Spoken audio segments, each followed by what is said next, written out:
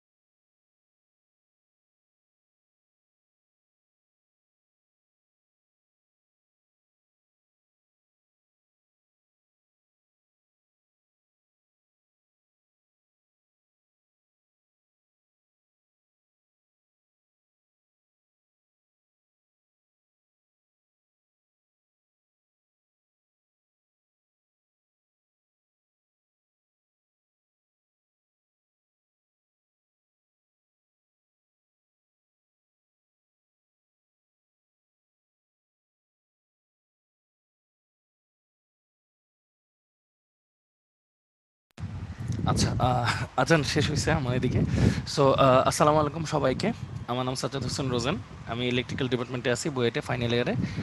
ভাইয়া হচ্ছে তোমাদের সাথে গতদিন ক্লাস নিয়েছিলাম আর কি, C9টা। আশা করি তোমাদের একটু একটু মনে আছে। আজকের লেকচারটা মানে একটু ছোট, সুন্দর, মানে বোঝার মতো অনেক জিনিস আছে।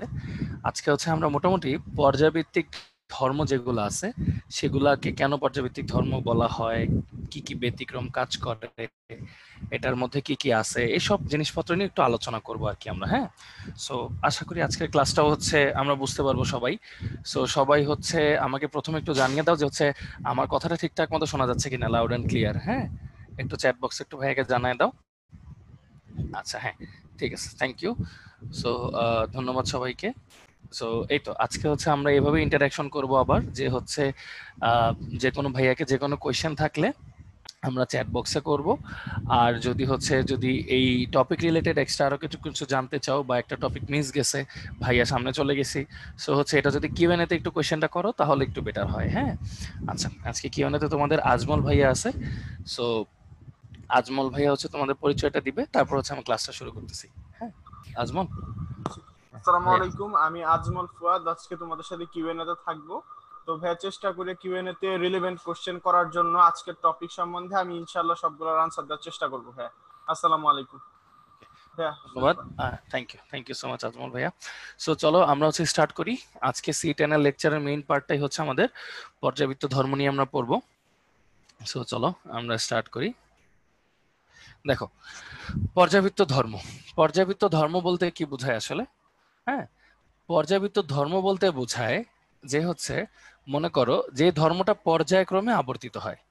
হ্যাঁ, যে ধর্মটা পর্যায়ক্রমে, মানে একই গ্রুপে তাদের বৈশিষ্ট্য অনেকটা একই রকম হবে, একই পর্যায়ে তারা আস্তে আস্তে বৈশিষ্ট্যটা চেঞ্জ হয়ে আবার আবার ওই একই বৈশিষ্ট্যে ফিরে আসবে। হ্যাঁ, এরকম আর কি, এটাকে বলা হয় হচ্ছে পর্যাবৃত্ত বৈশিষ্ট্য।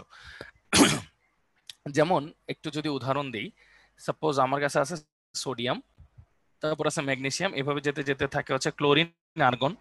ঠিক তেমনি নিতে একটু নিচে যদি আমরা যাই, এখানে আছে পটাশিয়াম। তো আমরা যদি মানে একটু দেখি সোডিয়ামের বৈশিষ্ট্যগুলোর সাথে পটাশিয়ামের বৈশিষ্ট্যগুলো এবং এই গ্রুপের বৈশিষ্ট্যগুলোর মিল পাবো, কিন্তু সোডিয়ামের বৈশিষ্ট্যের সাথে ম্যাগনেসিয়ামের বৈশিষ্ট্য, ক্লোরিনের বৈশিষ্ট্য, ওদের মধ্যে আস্তে আস্তে হয় বাড়তে থাকবে কোনো একটা বৈশিষ্ট্য অথবা কমতে থাকবে কোনো একটা বৈশিষ্ট্য। এই ধরনের যে সম্পর্ক, এটাকে বলা হচ্ছে পর্যায়বৃত্ত ধর্ম বা পর্যায়ভিত্তিক ধর্ম আর কি। হ্যাঁ, সো এটা হচ্ছে পর্যায় আকারে চেঞ্জ হতে থাকে। আচ্ছা, খুব সামান্য পরিবর্তন থাকে এবং কিছু ব্যতিক্রমও থাকে, ওগুলো আমরা আলোচনা করব। সো দেখো, আমাদের প্রধান যেসব পর্যায়ভিত্তিক বৈশিষ্ট্য আছে সেগুলোর মধ্যে পরে হচ্ছে পারমাণবিক ব্যাসার্ধ, আয়নীকরণ শক্তি, ইলেকট্রন আসক্তি, তড়িৎ ঋণাত্মকতা, ধাতব ধর্ম, অম্ল ধর্ম। এই প্রত্যেকটা জিনিস হচ্ছে আমাদের কিসের মধ্যে পড়ে? পর্যাবৃত্ত ধর্ম পড়ে। আর কিছু কিছু ধর্ম আছে যেগুলা ভৌত ধর্মের মধ্যে পড়ে। ভৌত ধর্মগুলা কাকে বলে? একটা মৌলের নিজস্ব বৈশিষ্ট্য যেগুলা, হ্যাঁ, এগুলা হচ্ছে বিভিন্ন পরিবেশে চেঞ্জ হইতে পারে। হ্যাঁ, সো একই মৌলের একই বৈশিষ্ট্য কিন্তু অনেকভাবে অনেক রকম হইতে পারে। সো এটা হচ্ছে আমাদের ভৌত ধর্ম।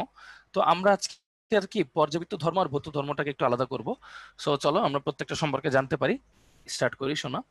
সো প্রত্যেকটা জিনিস জানার আগে প্রথম যে কথাটা আমরা শিখব যে গলনাঙ্ক ও স্ফুটনাঙ্ক কি পর্যাবৃত্ত ধর্মের মধ্যে পড়বে? আচ্ছা, এটার অ্যান্সারটা দেওয়ার আগে ভাইয়া বলবো যে তোমাদের ম্যাক্সিমামের বইতে, মানে কারিকুলাম যে অনুমোদন করছে সেই সব ম্যাক্সিমামের বইতে হচ্ছে দেওয়া আছে যে হ্যাঁ পরে, এটা দেওয়া আছে হ্যাঁ পরে, বাট অ্যান্সারটা হচ্ছে নো, এটা পর্যাবৃত্ত ধর্ম না। হ্যাঁ, গলনাঙ্ক স্ফুটনাঙ্ক কিন্তু পর্যাবৃত্ত ধর্ম না। ঠিক আছে, সো তোমাদের বইতে দেওয়া আছে হ্যাঁ, কারণ ওরা হচ্ছে নর্মাল ভাবে ব্যাখ্যা করছে, কিন্তু এটা আসলে একটু ভুল। কেন ভুল সেটা হচ্ছে ভাইয়া এখন ব্যাখ্যা করব। চলো ঠান্ডা মাথায় জিনিসগুলো শুনি। হ্যাঁ, পেপারে অবশ্যই লিখবে এটা কোনো পর্যাবৃত্তিক ধর্ম না। হ্যাঁ, কেন না, এই যে ব্যাখ্যা করতেছি দেখো। আচ্ছা, তোমরা তো জানো গলনাঙ্ক কাকে বলে, যে কঠিন পদার্থকে তরলে পরিণত করতে যে পরিমাণ হিট লাগে। আর স্ফুটনাঙ্ক কি? তরলকে গ্যাসে পরিণত করতে যে পরিমাণ হিট লাগে, তাই না? মানে এটা হচ্ছে সলিড থেকে লিকুইড, আর এটা হচ্ছে লিকুইড থেকে গ্যাস, এটা আর কি। ওকে, সো চলো প্রথমে একটা জিনিস পড়ি। দেখো আয়রন, আয়রন আছে আমার কাছে। তো খেয়াল করে দেখো, আয়রনের মধ্যে বোর্ড এক্সামে এই যে এরকম কন্ট্রোভার্সিয়াল টপিক কখনো দেয়ই না। এটা হচ্ছে একটা সুবিধা, বোর্ড এক্সামের মধ্যে এরকম কন্ট্রোভার্সিয়াল টপিক দেয়ই না। হ্যাঁ, ওনারাও বুঝে যে এই জিনিসগুলো দিবে না, যেহেতু এক এক বইতে এক একটা জিনিস লিখছে। সো দেখো অ্যাকচুয়ালটা বলি, দেখো কেন আমি এটার উত্তরটা দিচ্ছি আর কি। হ্যাঁ, দেখো আয়রনের দুইটা যোজনই পাওয়া যায়। হ্যাঁ, এটা আমরা কিন্তু গত ক্লাসে দেখছি, একটা আয়রন 2+, একটা আয়রন 3+, এরকম পাওয়া যায়। আচ্ছা, তারপর হচ্ছে মনে করো ম্যাঙ্গানিজেরও কিন্তু অনেকগুলো যোজনী পাওয়া যায়, তাই না? ম্যাঙ্গানিজ 2+, তারপরে এমনি এমনি করে ম্যাঙ্গানিজ 7+, অনেকগুলো পাওয়া যায়। আচ্ছা, তো ভাইয়া তোমাদেরকে বলি, আয়রন থেকে যদি দুইটা ইলেকট্রন অপসারণ হয় তখন এটা হয়ে যায় কি? আয়রন 2+। আবার আয়রন থেকে যদি তিনটা ইলেকট্রন অপসারণ হয় তখন এটাকে বলি হচ্ছে আয়রন 3+। ভাইয়াকে শুধু এইটুক বলো, দুইটা ইলেকট্রন অপসারণ করতে যে পরিমাণ হিট লাগবে, তিনটা ইলেকট্রন অপসারণ করতে তো সেই পরিমাণ হিট লাগবে না? লাগবে, অবশ্যই বেশি লাগবে। সো এই দুইজনেরই গলনাঙ্ক কি সেম? বলতো, এই দুইজনেরই কিন্তু গলনাঙ্ক সেম না, অথচ একই মৌল, কিন্তু একই মৌল, বাট এদেরই দুইটা ভিন্ন জারণ সংখ্যার জন্য তাদের কি গলনাঙ্ক সেম না।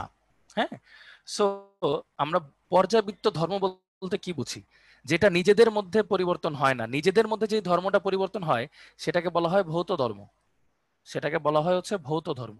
আর পর্যাবৃত্ত ধর্মটা কি? পর্যাবৃত্ত ধর্ম হচ্ছে পর্যায়ক্রমে চেঞ্জ হবে, পর্যায়ক্রমে চেঞ্জ হবে। সো একটু বলো তো ভাইয়া, গলনাঙ্ক স্ফুটনাঙ্ক তাহলে কোন ধর্মের মধ্যে পড়ছে? পর্যাবৃত্ত ধর্মের মধ্যে পড়ছে নাকি ভৌত ধর্মের মধ্যে পড়ছে বলো তো? এটা আসলে ভৌত ধর্মের মধ্যে পড়ছে। ঠিক আছে, আমাদের বইগুলা কি করছে, ভৌত ধর্মগুলো মানে ভৌত ধর্মকেও পর্যাবৃত্ত ধর্মের মধ্যে নিয়ে গেছে। হ্যাঁ, দুইটা কিন্তু দুই জিনিস। হ্যাঁ, ভৌত ধর্মগুলোকেও পর্যাবৃত্ত ধর্মের মধ্যে নিয়ে গেছে। হ্যাঁ, সো এটা যেহেতু আমরা আশা করি বুঝতে পারছি যে গলনাঙ্ক স্ফুটনাঙ্ক কিন্তু পর্যাবৃত্তিক ধর্ম না। এটা আসলে কি ধরনের ধর্ম? এটা হচ্ছে আসলে একটা ভৌত ধর্ম। হ্যাঁ, এটা হচ্ছে ভৌত ধর্ম। আচ্ছা, আমি 2-3 জনের প্রশ্ন দেখতে পাচ্ছি যে যাদের সাউন্ডের প্রবলেম হচ্ছে। তো যাদের সাউন্ডের প্রবলেম হচ্ছে তারা মিটিংটাকে লিভ করে আবার যদি জয়েন করো, তারপর হচ্ছে দেখবা সাউন্ডের প্রবলেমটা ঠিক হয়ে যাবে। অনেকের কি হয়, নেট কানেকশন স্লো ফাস্ট এরকম একটা ঝামেলার জন্য তোমার হচ্ছে ওই মানে সবকিছু নষ্ট হয়ে যায় আর কি, মানে সাউন্ড টাউন আসে না ঠিক মতো, নয়েজ বেশি আসে এরকম আর কি। আচ্ছা, সো আমরা তাহলে আশা করি এই স্লাইডটা বুঝতে পারছি। সবাই একটু চ্যাট বক্সে একটু লিখি, জারণ আর যোজনী কি এক? হ্যাঁ, রিজনটা হচ্ছে, আবার বলি, রিজনটা হচ্ছে দেখো একটা মৌল, ওর দুইটা জারণ সংখ্যা পাওয়া যায়, দুই ধরনের ইলেকট্রন ত্যাগ করা লাগে, একবার দুইটা করা লাগে, একবার তিনটা করা লাগে। হ্যাঁ, সো ওর কিন্তু একই মৌলের দুইটা গলনাঙ্ক আছে। গলনাঙ্ক মানে কি? ওকে আমরা কি করতেছি, গলাইতেছি, তাই না? এই যে ইলেকট্রন সরানো মানেই তো গলানো। ঠিক আছে, সো আমি কি করতেছি, ওকে এরকম করে গলাইলে তার টেম্পারেচার যত লাগে, এরকম করে গড়াইলে কি হয়, টেম্পারেচার কম লাগবে। ঠিক আছে, সো টেম্পারেচার মানে একটু চিন্তা করো, দেখো একটাতে টেম্পারেচার বেশি লাগে, একটাতে কম লাগে, যে 3-তে বেশি লাগতেছে টেম্পারেচার আর একটাতে কম লাগতেছে 2-তে। সো দেখো একটা মৌলেরই একাধিক কি আছে, গলনাঙ্ক আছে। তো নিজেদের মধ্যে যে বৈশিষ্ট্যটা চেঞ্জ হয়, মানে একটা মৌল বাট একই ধরনের বৈশিষ্ট্য অনেক মানে অনেক প্রকার বৈশিষ্ট্য থাকে, সেটাকে আমরা বলবো হচ্ছে ভৌত ধর্ম। হ্যাঁ, আর যেই ধর্মটা হচ্ছে পর্যায়ক্রমে চেঞ্জ হয়ে যাবে, পর্যায়ক্রমে চেঞ্জ হয়ে যাবে, সেই ধর্মটাকে আমরা বলবো হচ্ছে পর্যাবৃত্ত ধর্ম। তো আমাকে বলো, এখানে আয়রন তো একটাই মৌল, ও কি করতেছে, নিজের মধ্যেই কিন্তু ওর অনেকগুলা গলনাঙ্ক কাজ করতেছে। সো আমরা বলতে পারি এটা কি ধরনের ধর্ম, এটা হচ্ছে ভৌত ধর্ম। একটা মৌল নিজের মধ্যে যে ধরনের বন্ধন কাজ করে সেটাকে বলা হয় হচ্ছে ভৌত ধর্ম। হ্যাঁ, এই আর কি, এটা হচ্ছে ভৌত ধর্ম। আচ্ছা, ওকে, সো এই হলো ঘটনা। আচ্ছা, একজন কোয়েশ্চেন করছে ভাই ইলেকট্রন সরানো মানে ইয়ে করাটা কেন, গলানো কেন? আচ্ছা ভাইয়া, সোডিয়াম ক্লোরাইড একটা ধাতু, ওকে যখন তুমি তরলে পরিণত করো তখন সে কি হয়, সোডিয়াম প্লাস ক্লোরাইড মাইনাস আকারে থাকে না? So sodium plus chloride minus আকারে থাকা মানে কি, ওরে তুমি তো আগে হিট দিছো, হিট দেওয়ার পর আয়নিত হয়েছে। এই আয়নিত হওয়া মানে ইলেকট্রন সরানো মানে গলানো আর কি, ওকে গলাইছি, বুঝছো ভাইয়া? এজন্য ইলেকট্রন সরাইলে গলানো বলে আর কি। ঠিক আছে?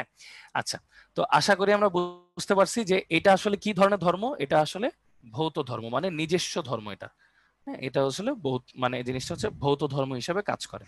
আচ্ছা, আশা করি এখন সবাই বুঝছো। এখন যারা বুঝো নাই তারা একটু চ্যাট বক্সে ভাইয়াকে ফিডব্যাকটা দিয়ে দাও, তারপর ভাইয়া একটু সামনের দিকে যাই। হ্যাঁ, আচ্ছা, ওকে, ক্লিয়ার। ওকে, হ্যাঁ, থ্যাংক ইউ সো মাচ বুঝার জন্য। আচ্ছা, তো চলো আমরা হচ্ছে সামনের দিকে যাই। ওকে, তারপর দেখো, আমরা সামনের দিকে যাই। এখানে কি কি দেওয়া আছে? আচ্ছা, আরেকবার বলবো? আচ্ছা, আরেকবার বলি। হ্যাঁ, এবার একটু বলি, দেখো অনেকবার রিপিট করছি, আরেকবার বলি ভাইয়া। দেখো, আহ, একই মৌল আয়রনের, একই মৌল আয়রন আর একই মৌল ম্যাঙ্গানিজ। একটা মৌলের দেখো বিভিন্ন ধরনের জারণ সংখ্যা থাকতেই পারে, একটা মৌলের বিভিন্ন ধরনের জারণ সংখ্যা থাকতেই পারে।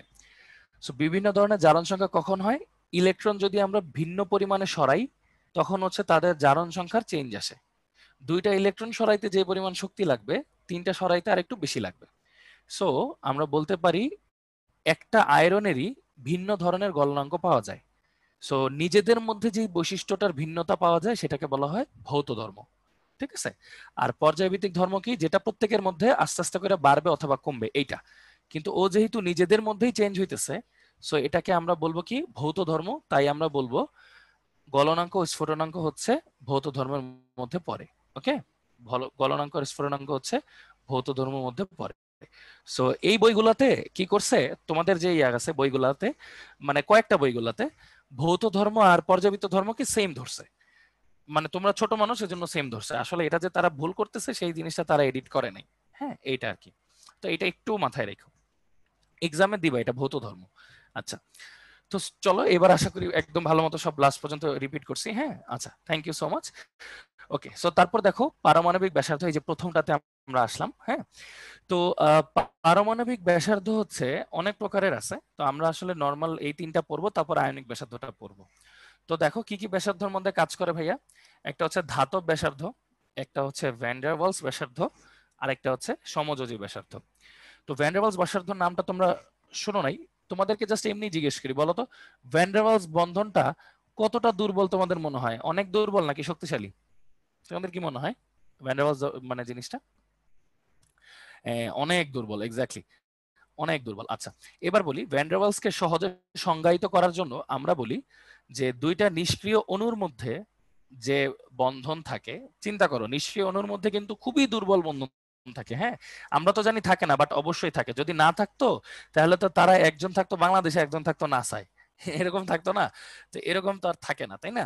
সো মনে করো দুইটা নিষ্ক্রিয় গ্যাস আছে আমার কাছে, মনে করো আর্গন, এখানে দুইটা নিষ্ক্রিয় গ্যাস আছে আর্গন, দুইটা অবশ্যই অনেক দূরে দূরে থাকে। এদের নিউক্লিয়াসের দূরত্বের অর্ধেককে বলা হয় ভ্যান ডার ওয়ালস ব্যাসার্ধ, ভ্যান ডার ওয়ালস ব্যাসার্ধ। ঠিক আছে? তাহলে দুইটা নিষ্ক্রিয় গ্যাস, তাহলে ভ্যান ডার ওয়ালস ব্যাসার্ধ কাদের দিয়ে তৈরি? নিষ্ক্রিয় গ্যাস দিয়ে আর কি আমরা তুলনা করি। এবার তোমাদেরকে আরেকটা কমন সেন্সের কোশ্চেন অ্যান্সার করি। হ্যাঁ, ঠান্ডা মাথায় ভাইকে উত্তরটা দিও। নিষ্ক্রিয় গ্যাসের মধ্যে এমনিই কোনো বন্ধন নাই আমরা জানতাম, এখন আমরা জানলাম যে অবশ্যই যদি বন্ধন না থাকতো তাহলে তো একজন নাসায় থাকতো, একজন বাংলাদেশে থাকতো। সো যেহেতু একটা সামান্য দুর্বল বন্ধন কাজ করতেছে, তাহলে বলো নিষ্ক্রিয় মানে নিষ্ক্রিয় গ্যাসের মধ্যে যদি যেই বন্ধনটা কাজ করে, সমগ্র পৃথিবীর সকল বন্ধনের মধ্যে সেই বন্ধনটা আছে না? অবশ্যই, বলো তো। সেই বন্ধন অবশ্যই আছে বাই ডিফল্ট, তাই না? নিষ্ক্রিয়ের মধ্যে যেটা কাজ করে সেটা অবশ্যই সবার মধ্যেই আছে। আচ্ছা, এবার মজার জিনিসটা বলি, তাহলে আমরা অন্যান্য বন্ধনের কথা কেন বলছি? সমযোজী বন্ধন কিন্তু অনেক শক্তিশালী।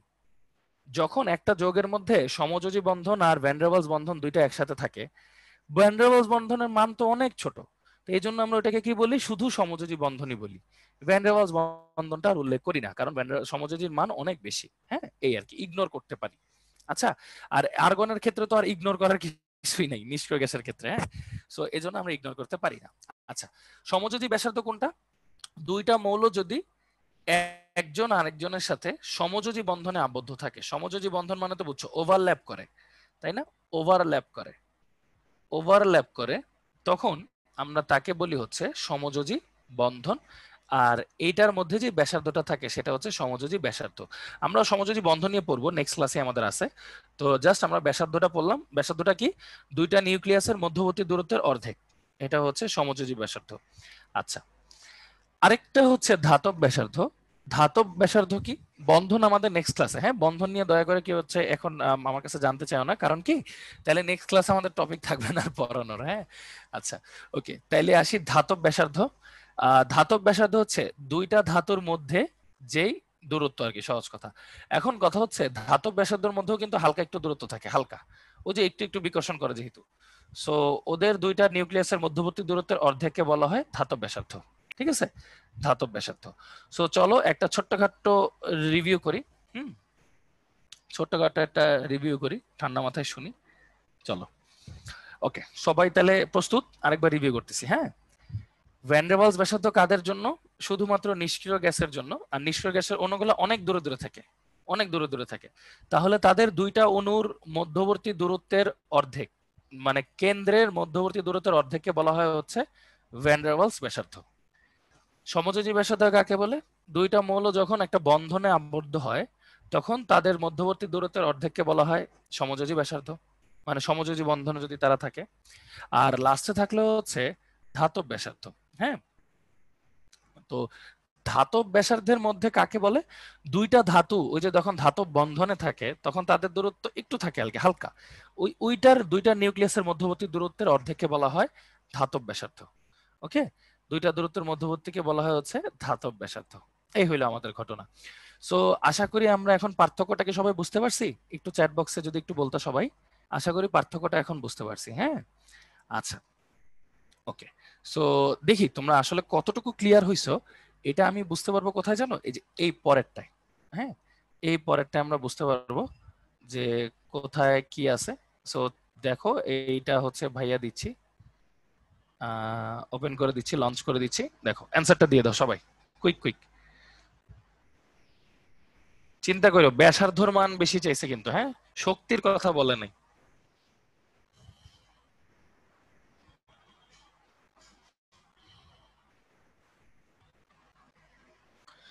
আচ্ছা, শক্তির কথা বলে নাই কিন্তু, হ্যাঁ, ব্যাসার্ধের মান কোনটা বড় এটা বলছে। হ্যাঁ, সো সবাই অ্যান্সার করে দিছে অলরেডি। আচ্ছা, হ্যাঁ বুঝি, অনেকে বুঝছো। আচ্ছা, ওকে। সো হচ্ছে দেখো, আহ, সবাই লিখতেছো, বুঝছি আমি। সো দেখো, শেয়ার 54% মানুষ হচ্ছে রাইট অ্যান্সার দিছো। আমি বুঝছি তোমাদের মেইন ভুলটা কোথায় হয়েছে, কোনটার মান বেশি বলতে। আসলে এখানে দেখো ব্যাসার্ধের কথাই তো লেখা আছে, সো এখানে ব্যাসার্ধের কথাটাই হবে, তাই না? সো বুঝতে পারছি তোমরা যে বুঝছো। তো দেখো সমযোজী কোনটা? সমযোজী হচ্ছে এই যে ওভারল্যাপ করার পরে দুইটা দূরত্বের অর্ধেক, এটা হচ্ছে সমযোজী ব্যাসার্ধ। আর ভ্যান ডার ওয়ালস কি? এই যে দুইটা নিষ্ক্রিয় গ্যাস, এদের মধ্যে দূরত্বের অর্ধেক, এটা হচ্ছে ভ্যান ডার ওয়ালস ব্যাসার্ধ। ঠিক আছে, তাহলে অবশ্যই বুঝতেই পারতেছি ভ্যান ডার ওয়ালস এর ব্যাসার্ধটা অনেক বড়।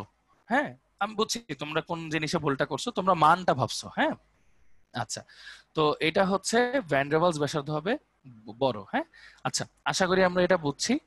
আচ্ছা, ওকে। আচ্ছা, আজমল, একটা কোয়েশ্চেন ছিল। আজমল আসো?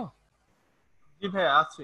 আচ্ছা, আমার কথা কি ক্লিয়ার শোনা যাচ্ছে? লাউড, ক্লিয়ার, হ্যাঁ ঠিক ভাই, মতো? যেটা বলতে চাচ্ছিলাম আমিও ভাই, আপনার কথা ফুললি ক্লিয়ার শোনা যাচ্ছে। এখন যাদের সমস্যা, ওদের নেট কানেকশনে প্রবলেম আছে, নেটের আচ্ছা আচ্ছা আনস্টেবল হওয়ার কারণে এরকম প্রবলেম হয় অনেক সময় ভাই। আপনার আচ্ছা কথা আচ্ছা ফুললি ক্লিয়ার। আচ্ছা আচ্ছা, ঠিক আছে ভাইয়া, থ্যাংক ইউ, থ্যাংক ইউ। আচ্ছা, ওকে। সো ভাইয়া, যাদের হচ্ছে আমার ভয়েসটা শুনতে একটু ঝামেলা হচ্ছে, আমার পরামর্শ থাকবে কি, তোমরা হচ্ছে কষ্ট করে একটু যদি ইয়ে করতে আর কি, মানে লিভ করে আবার যদি জয়েন করতা তাহলে বেটার হইতো আর কি। ঠিক আছে, আচ্ছা তো চলো আমরা জিনিসটা দেখি নিচের। আচ্ছা আরেকটা হচ্ছে ধাতব বন্ধনেরটা একটু বলি। ধাতবটা হলো মিডিয়াম আর কি। হ্যাঁ এক্স্যাক্টলি, শোয়েব একটা সুন্দর কথা বলছো। ধাতবটা হচ্ছে মিডিয়াম, হালকা হালকা দূরত্ব থাকে এই আর কি। হ্যাঁ, ধাতবটা হচ্ছে মিডিয়াম। ওকে, এখানে দেখো একটা ওভারল্যাপ করে, এখানে কিন্তু কোনো ওভারল্যাপ নাই। হ্যাঁ, তো ধাতবটা হচ্ছে মিডিয়াম, লিখি ধাতব medium. Okay good, thank you Shoaib, ভালো একটা কথা বলছো। আচ্ছা ওকে, ওকে তো ভ্যান ডার ওয়ালসের কাজ আমরা যে বন্ধনে পড়বো ভাইয়া। হ্যাঁ আব্দুর রহমান ভাইয়া, বন্ধনে পড়বো। আচ্ছা ওকে, তারপর এগুলো নোট করতে হবে না ভাই, আমি যে পুরো স্লাইড তো দিয়ে দিব। হ্যাঁ, লিভ দিয়ে জয়েন করছো তাও প্রবলেম হচ্ছে। আরে তাহলে তো হচ্ছে নেট কানেকশনে অনেক ঝামেলা শুরু হচ্ছে বুঝছো। আয়নিক বন্ডে কি হয় যে দেখো, এই যে এখন দেখাবো আয়নিক ব্যাসার্ধ। হ্যাঁ, আয়নিক ব্যাসার্ধ দেখাবো। দেখো আয়নিক ব্যাসার্ধ জিনিসটা বুঝি। আয়নিক ব্যাসার্ধ বুঝতেই পারতেছো দুই প্রকার হবে। একটা হচ্ছে ক্যাটায়নিক ব্যাসার্ধ, যেটা মানে ক্যাটায়ন তৈরি করার পরে। আর একটা হচ্ছে অ্যানায়নিক ব্যাসার্ধ, যেটা অ্যানায়ন তৈরি করার পরে। এই দুই ধরনের ব্যাসার্ধ হবে। তো ক্যাটায়ন মানে কি বলতো ভাইয়া, ইলেকট্রন কমছে, তাই না? আর অ্যানায়ন মানে কি, ইলেকট্রন বাড়ছে। ঠিক আছে, ইলেকট্রন বাড়ছে। ঠিক আছে, যাও এরকম সিম্পলি ভাবে লিখলাম, ইলেকট্রন কমছে ইলেকট্রন বাড়ছে। তো এখন ভাইয়াকে বলো যে জিনিসগুলা কি হয়। ইলেকট্রন যদি কমে, ইলেকট্রন যদি কমে তাহলে কি হয়, প্রোটনের আধিক্য বেড়ে যায় না? প্রোটনের আধিক্য হয়, প্রোটনের আধিক্য হয়। হ্যাঁ, এবং সুতরাং প্রোটন ইলেকট্রনের মধ্যে আকর্ষণ বৃদ্ধি পায়, আকর্ষণ বৃদ্ধি পায়। সুতরাং আকার কি হয় বলতো, আকার, আকার ছোট হয়, আকার হচ্ছে ছোট হয়। সিম্পল, আকার হচ্ছে তাহলে কি হয়, আকার হচ্ছে ছোট হয়। আচ্ছা, অ্যানায়নের ক্ষেত্রে কি হয় দেখো, ইলেকট্রন বাড়ছে, ইলেকট্রন যদি বাড়ে তার মানে হচ্ছে ইলেকট্রনের আধিক্য হয়, ইলেকট্রনের আধিক্য হয়। ইলেকট্রনের যদি আধিক্য শুরু হয় তার মানে কি, ইলেকট্রন ইলেকট্রন বিকর্ষণ বাড়ে, ইলেকট্রন ইলেকট্রনের বিকর্ষণ বৃদ্ধি পায়। আর বিকর্ষণ হলে কি হবে, দূরে দূরে থাকে, সুতরাং আকার বড় হয়, আকার বড় হয়। এই তো সিম্পল। তো জিনিসটাকে আমি যদি আরেকবার ছোট্টভাবে সামারাইজ করার চেষ্টা করি ভাইয়া, তাহলে জিনিসটাকে হচ্ছে আমরা এভাবে বলবো যে ক্যাটায়নে কি হয়, ইলেকট্রনটা যেহেতু কমে, হ্যাঁ, তখন কি হয়, প্রোটনের আধিক্য বাড়ে এবং প্রোটন আর ইলেকট্রনের মধ্যে আকর্ষণটা আরো বাড়ে, সুতরাং আকারটা কি হয়, ছোট হয়ে যায়। আর অ্যানায়নের ক্ষেত্রে কি হয়, ইলেকট্রনটা যেহেতু বাড়ছে তাহলে ইলেকট্রনের আধিক্য বাড়লো, তাহলে কি হলো বলতো, ইলেকট্রন ইলেকট্রনের মধ্যে বিকর্ষণও বেড়ে গেল, সুতরাং আকার কি হয়েছে, বড় হয়েছে। আমরা কি কনসেপ্টটা বুঝতে পারছি সবাই? হ্যাঁ, আচ্ছা ওকে। সো এটাই হচ্ছে ব্যাসার্ধ জিনিসটা। মনে করো সোডিয়ামকে যখন আমরা সোডিয়াম প্লাস বানাই, ওর কিন্তু শেষ কক্ষপথটা গায়েব হয়ে যায়, ও কিন্তু ছোট হয়ে যায়। ওকে, আচ্ছা, কারণ দেখো ওর মধ্যে আছে প্রোটন আছে কয়টা, 10টা, ইলেকট্রন সরি প্রোটন আছে 11টা, ইলেকট্রন আছে 11টা। আর ওর মধ্যে প্রোটন আছে কয়টা, 11টা, ইলেকট্রন আছে কিন্তু 10টা। তাহলে খেয়াল করে দেখো তো, এইখানে একটু খেয়াল করে দেখো, সোডিয়ামটা ছোট হয়ে যায় কেন, যে ইলেকট্রন কমছে না, আরো টাইট করে আকর্ষণ করে, আকর্ষণ করে কি হয়, ছোট হয়ে যায় আকারটা। হ্যাঁ, আর এখানে খেয়াল করো, মনে করো ক্লোরিন, ক্লোরিনে আছে প্রোটন আছে 17টা, ইলেকট্রন আছে 17টা। আমি যদি ক্লোরিন মাইনাস করি তখন আমার ইলেকট্রন কয়টা হয়ে গেল ভাইয়া, ইলেকট্রন হয়ে গেল 18টা। তাহলে দেখো ইলেকট্রনের ঘনত্ব বাড়ছে, তাহলে কি ইলেকট্রন নিজেরা নিজেরা বিকর্ষণ করবে না ভাইয়া? হ্যাঁ, ইলেকট্রন ইলেকট্রন নিজেরা বিকর্ষণ করবে। এই বিকর্ষণ করার ফলে কি হয়েছে বলতো, আকারটা আরো বড় হয়ে গেছে, মানে ছড়ায় গেছে জিনিসটা। হ্যাঁ, ছড়ায় গেছে। হ্যাঁ, এরকম আর কি ব্যাপারটা। সো আশা করি তোমরা জিনিসটা এখন বুঝতে পারছো। এই যে এটা হচ্ছে সব হচ্ছে ইয়ারটা বলে, এটাকে বলে হচ্ছে আধিক্যের উপর ডিপেন্ড করে। দেখো প্রোটনের আধিক্য হইলে আমরা প্রোটন ইলেকট্রনের সম্পর্ককে নিয়ে আসব, ইলেকট্রনের আধিক্য হইলে আমরা ইলেকট্রন ইলেকট্রনের বিকর্ষণকে নিয়ে আসব। সিম্পল। তাহলে তোমরাই বলো যে হচ্ছে ভাইয়া, প্রোটনের আধিক্য যদি হয়, তোমরা একদম সিম্পলি চিন্তা করে দেখো। আচ্ছা আমি যদি চিত্রটা আঁকি, সোডিয়ামের চিত্র কেমন, 3টা কক্ষপথ, 1 2 3, এইখানে আছে। হ্যাঁ, এখানে আছে। তো এখন একটু চিন্তা করে দেখো, এইটা যদি চলে যায়, এটা যদি চলে যায় তাহলে ওর আকার কি হবে, তোমরা সবাই বলো তো, এটা চলে গেলে আকার কি হবে? তাহলে ওই কক্ষপথই তো নাই, ছোট হয়ে যাবে। বুঝছো? তাহলে ক্যাটায়ন হয়ে গেলে আকার ছোট হয়। এই যে এখন বুঝে গেছো, সিম্পল। আচ্ছা, এবার বলি ক্লোরিনেরটা। ওকে, এবার বলি ক্লোরিনেরটা। তিনটা কক্ষপথ, 1 2 3 4 5 6 7টা। মনে করো আরেকটা ইলেকট্রন আসলো, দেখো আরেকটা ইলেকট্রন আসলো। এখন বলো ইলেকট্রন আসার পরে এই লাস্ট কক্ষপথে ইলেকট্রনের ঘনত্ব বেড়ে গেছে না ভাইয়া? ইলেকট্রনের ঘনত্ব যদি বাড়ে, ইলেকট্রন নিজেরা কি করবে? পরস্পরকে বিকর্ষণ করবে। তাহলে কি হবে বলো তো? ওর আকারটা কি হবে? আরেকটু বলো, সবাই চ্যাট বক্সে বলো। তাহলে ওর আকারটা কি হবে? বাড়বে, স্প্রেড হয়ে যাবে। হ্যাঁ, এক্সট্রা ইলেকট্রন আসার কারণে কি হয়েছে? বিকর্ষণটা বাড়ছে, এই জন্য বড় হবে। বুঝতে পারছি যে তাহলে কোনটা বড়? ক্যাটায়নিক ব্যাসার্ধ হচ্ছে ছোট আর অ্যানায়নিক ব্যাসার্ধ হচ্ছে বড়। আশা করি এখন সবাই একদম ক্লিয়ার হয়ে গেছে চিত্রটা দেখার পরে। হ্যাঁ, আচ্ছা, ওকে, এই হলো গেল। তো আকার কমে বাড়ে ওইটা একটু পরে দেখাচ্ছি, এই আর কি। বিকর্ষণ ঘটনা কি ভাইয়া? দেখো আমার একটা লাইনে অলরেডি 7টা ইলেকট্রন আছে। আমি আরেকটা ইলেকট্রন ঢুকাইছি এখানে, ইলেকট্রনরা পরস্পরকে কি করবে? বিকর্ষণ করবে। এজন্যই তো ছড়ায় যাবে। বুঝছো? ছড়ায় যাবে মানে আরেকটু দূরে দূরে থাকবে, এই আর কি।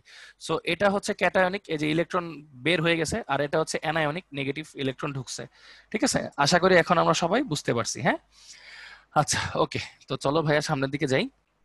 এটা যদি বুঝে থাকো, হ্যাঁ মনোযোগ দিয়ে শুনো, এটা যদি বুঝে থাকো, আশা করি এই পোলটাও তোমরা অ্যান্সার করতে পারবা। আশা করি তোমরা এই পোলটা অ্যান্সার করতে পারবা। ইলেকট্রন যদি যায় তাহলে ধনাত্মক, ইলেকট্রন ঢুকলে ঋণাত্মক। হ্যাঁ, আচ্ছা, ক্যাটায়ন হওয়ার পর কক্ষপথ না কমলে কি হবে? না কমলে ওই যে আকর্ষণ বাড়ার কারণে ছোট হয়ে যাবে। ভাইয়া আমি জাস্ট একটা উদাহরণ দেখাইছি। এই পোলটা ছাড়তেছি, তোমরা মনে মনে অ্যান্সারটা বলে দিও। হ্যাঁ, এই যে পোলটা ছাড়লাম, তোমরা অ্যান্সারটা দিয়ে দিও বুঝে শুনে। হ্যাঁ, বড় থেকে ছোটতে আমরা হিসাব করতেছি। সো দেখো কোনটা অ্যান্সার হবে।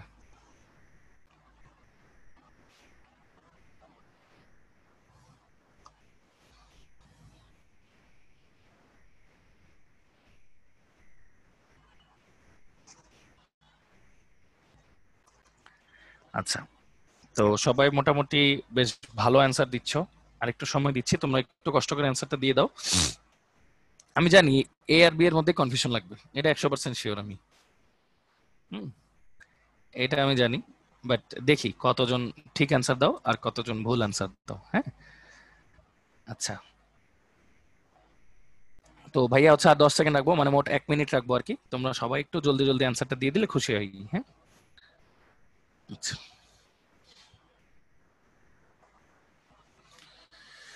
ওকে। তো চলো আমরা হচ্ছে আহ এখন পোলটা ক্লোজ করতেছি। দেখো ভাইয়া সবাই 57% মানুষ দিয়েছে হচ্ছে এ। তোমাদের অ্যান্সার হচ্ছে অ্যাবসলিউটলি ঠিক আছে, অ্যাবসলিউটলি রাইট। তাহলে এটা আমরা এখন কিভাবে বুঝবো? চলো দেখি কার আকার সবচেয়ে বড়, কার আকার সবচেয়ে ছোট। সো আকার বড় ছোট তো পরের হিসাব। চিন্তা করে দেখো তো ভাইয়া, ইলেকট্রন বাড়লে বিকর্ষণ বাড়ে, বিকর্ষণ বাড়ে, আকারও বাড়ে, আকার বাড়ে, এটা একটু আগে বললাম আর কি। আর ইলেকট্রন কমলে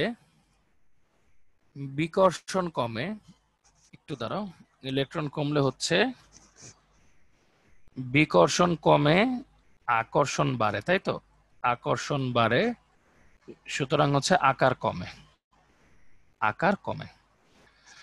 একটু চিন্তা করে দেখো তো, এখানে 3টা ইলেকট্রন যোগ হয়েছে +3 ইলেকট্রন, এখানে 2টা ইলেকট্রন যোগ হয়েছে, এইখানে একটা ইলেকট্রন যোগ হয়েছে, আর এখানে ইলেকট্রন বিয়োগ হয়েছে। তাহলে আমরা কি বললাম বলতো? ইলেকট্রন বাড়লে আকার বাড়ে। তাহলে সবচেয়ে বড় আকার কার হওয়া উচিত? অবশ্যই নাইট্রোজেনের, যে 3টা ইলেকট্রন নিচ্ছে। তারপর কার হওয়া উচিত? অক্সিজেনের, যে 2টা ইলেকট্রন নিছে। তারপর কার হওয়া উচিত? যে ফ্লোরিনের, যে একটা ইলেকট্রন নিছে। তাদের আকার বাড়ছে। আর কমছে কার? অবশ্যই সোডিয়ামের, যে উল্টা একটা ইলেকট্রন ছাড়ছে। সো এইটা হচ্ছে আমাদের অ্যান্সার। আমাদের অ্যান্সার হবে হচ্ছে এ। এখন কি আমরা সবাই ক্লিয়ার হয়েছি মোটামুটি? এই শর্তটা অনুযায়ী সবাই মোটামুটি ক্লিয়ার হয়েছি জিনিসটা কি করছি আমরা? আচ্ছা, এই হলো সিম্পল সিম্পল ঘটনাগুলো। হ্যাঁ, ইলেকট্রন বাড়া কমা এই ছোট ছোট জিনিসগুলো পড়লেই আমরা বুঝবো আশা করি। আচ্ছা, ওকে। সো এইটা হচ্ছে না, টোটাল ইলেকট্রন ফিলেকট্রন দেখা লাগবে না, আমাদের আকারের পরিবর্তনটা কেমন হয়েছে সেটা দেখলেই হবে। আচ্ছা, তারপর দেখো, এইবার হচ্ছে তোমাদের বলি যে বাম থেকে ডানে গেলে তাহলে কি হয়। বাম থেকে ডানে গেলে তোমরা হচ্ছে কুইকলি একটু অ্যান্সার দিয়ে দাও। একই পর্যায়ে বাম থেকে ডানে গেলে পারমাণবিক আকারের কি হয় বলো তো? আকার কমতেছে, কারণ কি? ওই যে ঘনত্ব বাড়ে, তাই না? তাহলে আকার হ্রাস পায়, আকার কমে। আর উপর থেকে যদি নিচ হয়, উপর থেকে যদি নিচ হয় তখন দেখো কক্ষপথ বাড়ে, কক্ষপথ বাড়ে, সুতরাং আমার কি হয়? আকার বৃদ্ধি পায়, আকার বৃদ্ধি পায়। সিম্পল। এই তো, তাহলে আমরা একটা কনক্লুশনে চলে আসলাম। এবং আয়নিক ব্যাসার্ধ কি, ক্যাটায়নিক ব্যাসার্ধ, অ্যানায়নিক ব্যাসার্ধ, ভ্যান ডার ওয়ালস ব্যাসার্ধ, সমযোজী ব্যাসার্ধ, ধাতব ব্যাসার্ধ সবগুলোই আমরা শিখে ফেলাম ইনশাআল্লাহ। ওকে, সো চলো আমরা হচ্ছে সামনের দিকে আরেকটা টপিকে যাই। এটার নাম হচ্ছে আয়নীকরণ শক্তি। আচ্ছা, প্রথম কথা, আয়নীকরণ বলছি, তাই না? আয়নীকরণ বলতে ভাইয়া কি বোঝায়? ইলেকট্রন ছাড়া নাকি ইলেকট্রন গ্রহণ করা? বলতো, ইলেকট্রন ছাড়া নাকি ইলেকট্রন গ্রহণ করা? ইলেকট্রন ছাড়া। Very good. আয়নীকরণ শক্তি হচ্ছে যখন একটা ইলেকট্রন কেউ ছাড়বে, ছেড়ে কিসে পরিণত হয়? ক্যাটায়নে পরিণত হয় আর কি। তো এটাকে বলা হয় হচ্ছে আয়নীকরণ শক্তি।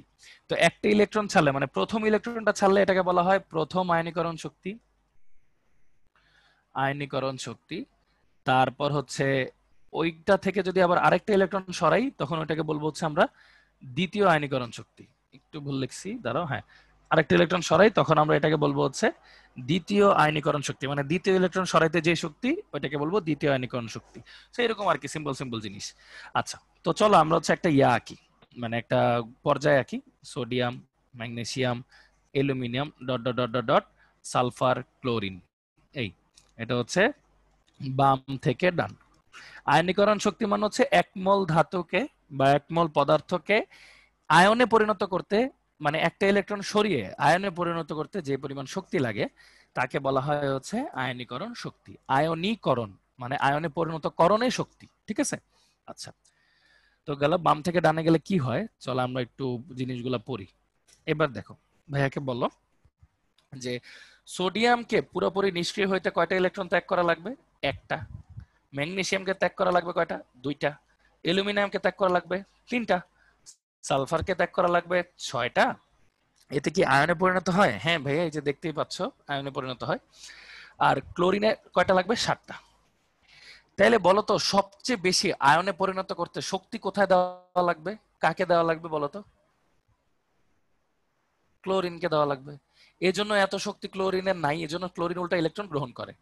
হ্যাঁ, এই যে আয়নীকরণ শক্তির মান বাড়তেছে, দেখো আয়নীকরণ শক্তি কি হচ্ছে?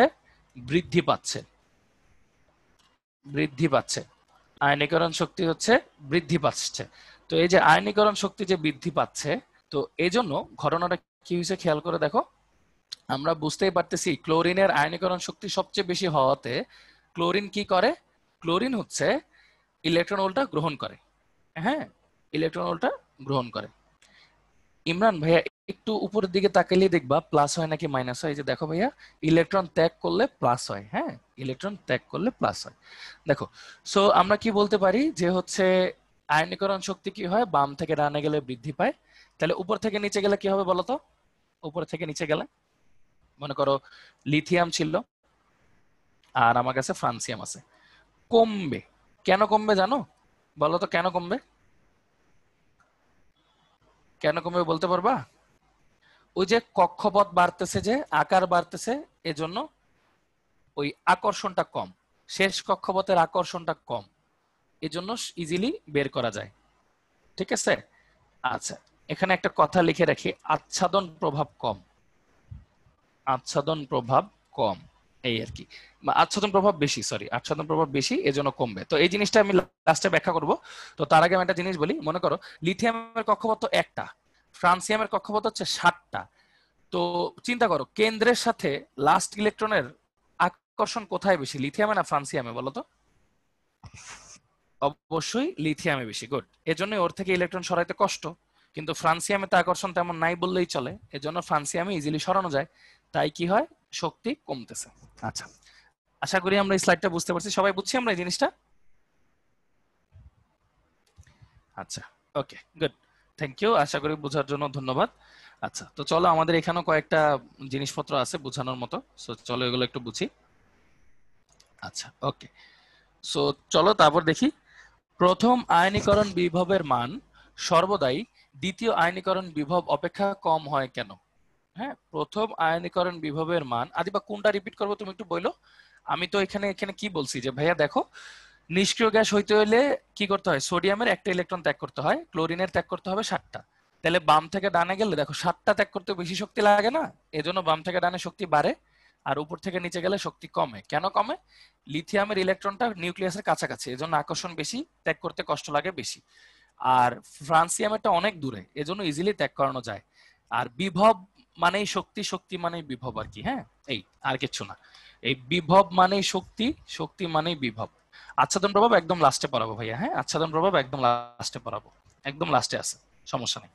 আচ্ছা, তো দেখো, তোমরা একটু বলো তো ভাইয়া, কোনটার মান বেশি হবে, প্রথম আয়নীকরণ বিভবের মান বেশি হবে নাকি দ্বিতীয় আয়নীকরণ বিভব?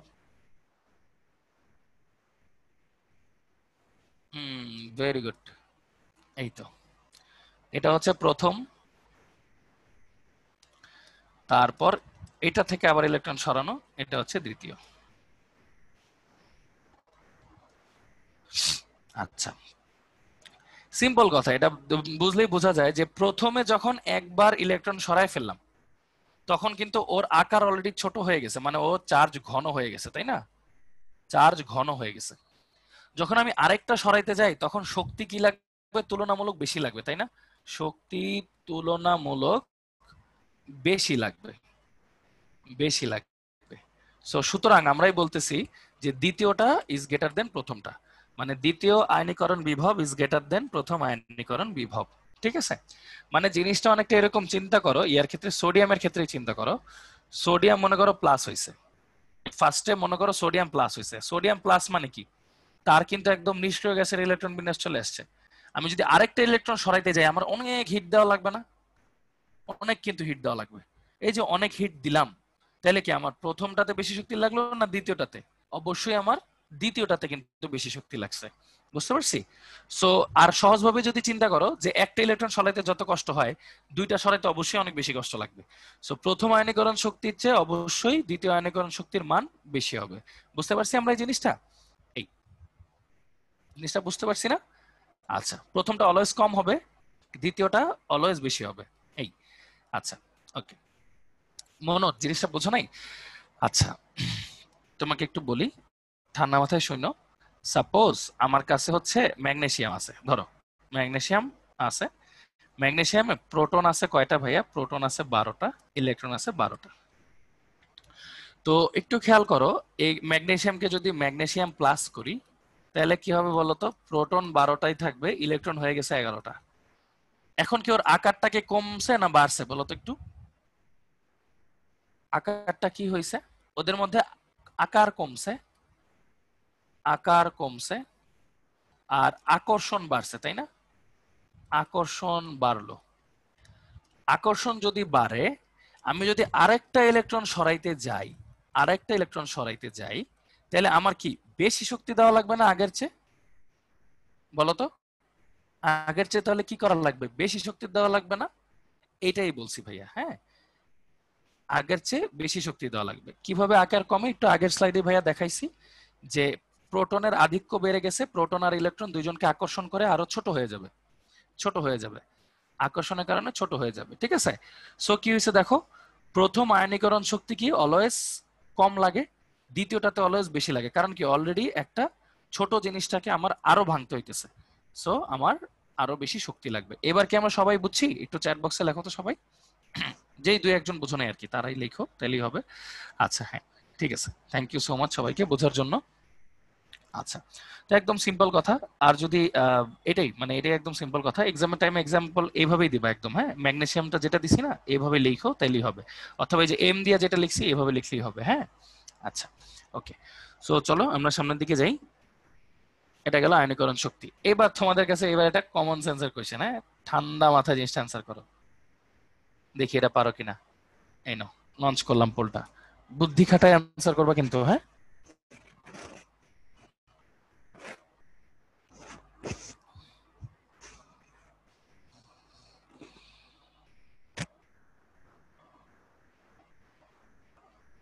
সবাই ঠান্ডা মাথায় সুন্দর করে অ্যান্সারটা কইরো। দেখি এটাও একটা কনফিউজিং, বাট চিন্তা করে দেখো আর কি।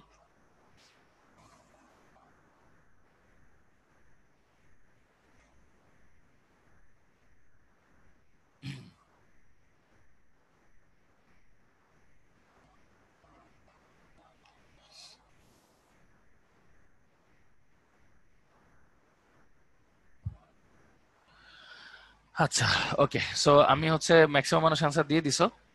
সো দেখি, দেখো তোমরা হচ্ছে ম্যাক্সিমাম অ্যান্সার দিয়েছো হচ্ছে এ, আর মানে মানে 42% মানুষ দিয়েছে হচ্ছে বি। তো চলো আমরা দেখি এটা কি হবে, তাপ হারি না তাপ উৎপত্তি হবে সেটা দেখি। এম ছিল, এম থেকে আমি একটা ইলেকট্রন সরাইছি, এম থেকে একটা ইলেকট্রন সরাইছি। শক্তিটা আমি কোথায় দিছি? বাইরে থেকে শক্তি দিছি, বাইরে থেকে শক্তি দিছি। তার মানে এখানে এমটা কি করছে বলতো? এমটা হচ্ছে শক্তি শোষণ করেছে, তাই তো? এমটা হচ্ছে শক্তি শোষণ করেছে। এম যেহেতু শক্তি শোষণ করেছে, শক্তি শোষণকে কোন বিক্রিয়া বলে? এই তো কনফিউশন এখন দূর হয়ে যাবে। শক্তি শোষণকে বলা হয় হচ্ছে তাপহারী বিক্রিয়া। সো এটা আসলে একটা তাপহারী বিক্রিয়া।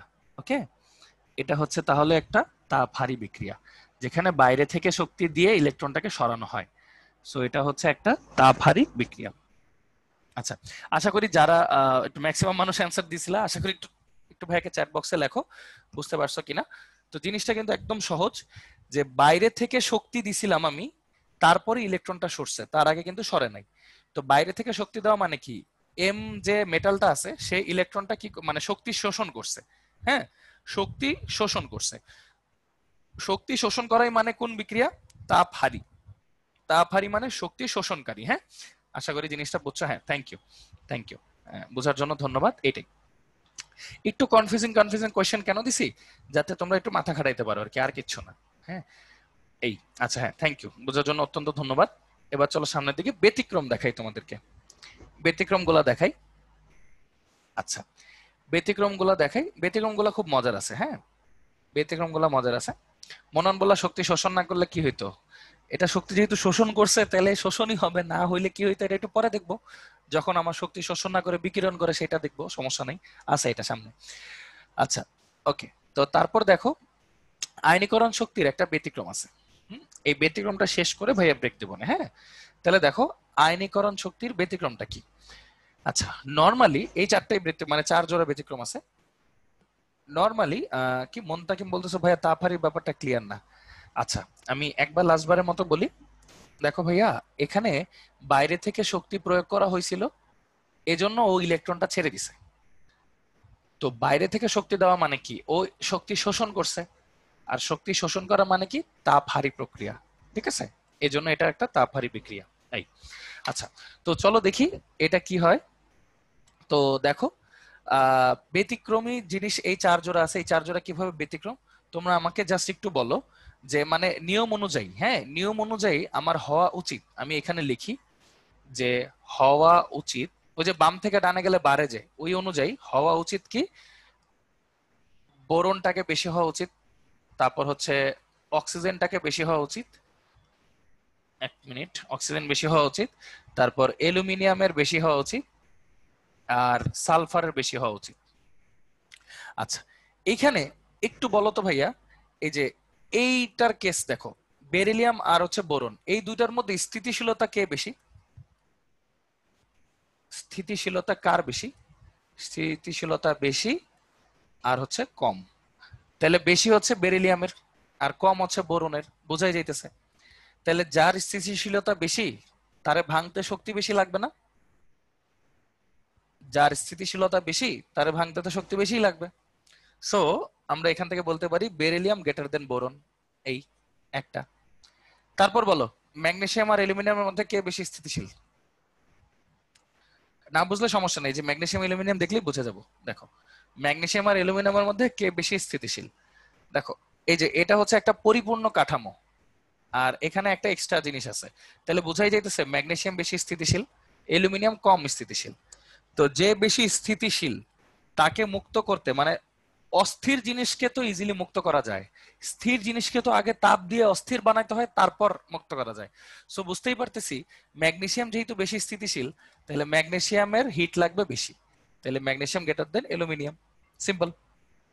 আচ্ছা, এরপর আবার একটু খেয়াল করো, এই যে নাইট্রোজেন আর অক্সিজেনের ক্ষেত্রে মনে আছে আমাদের অর্ধপূর্ণ অরবিটাল স্থিতিশীল হয়, মনে আছে ব্যাপারটা?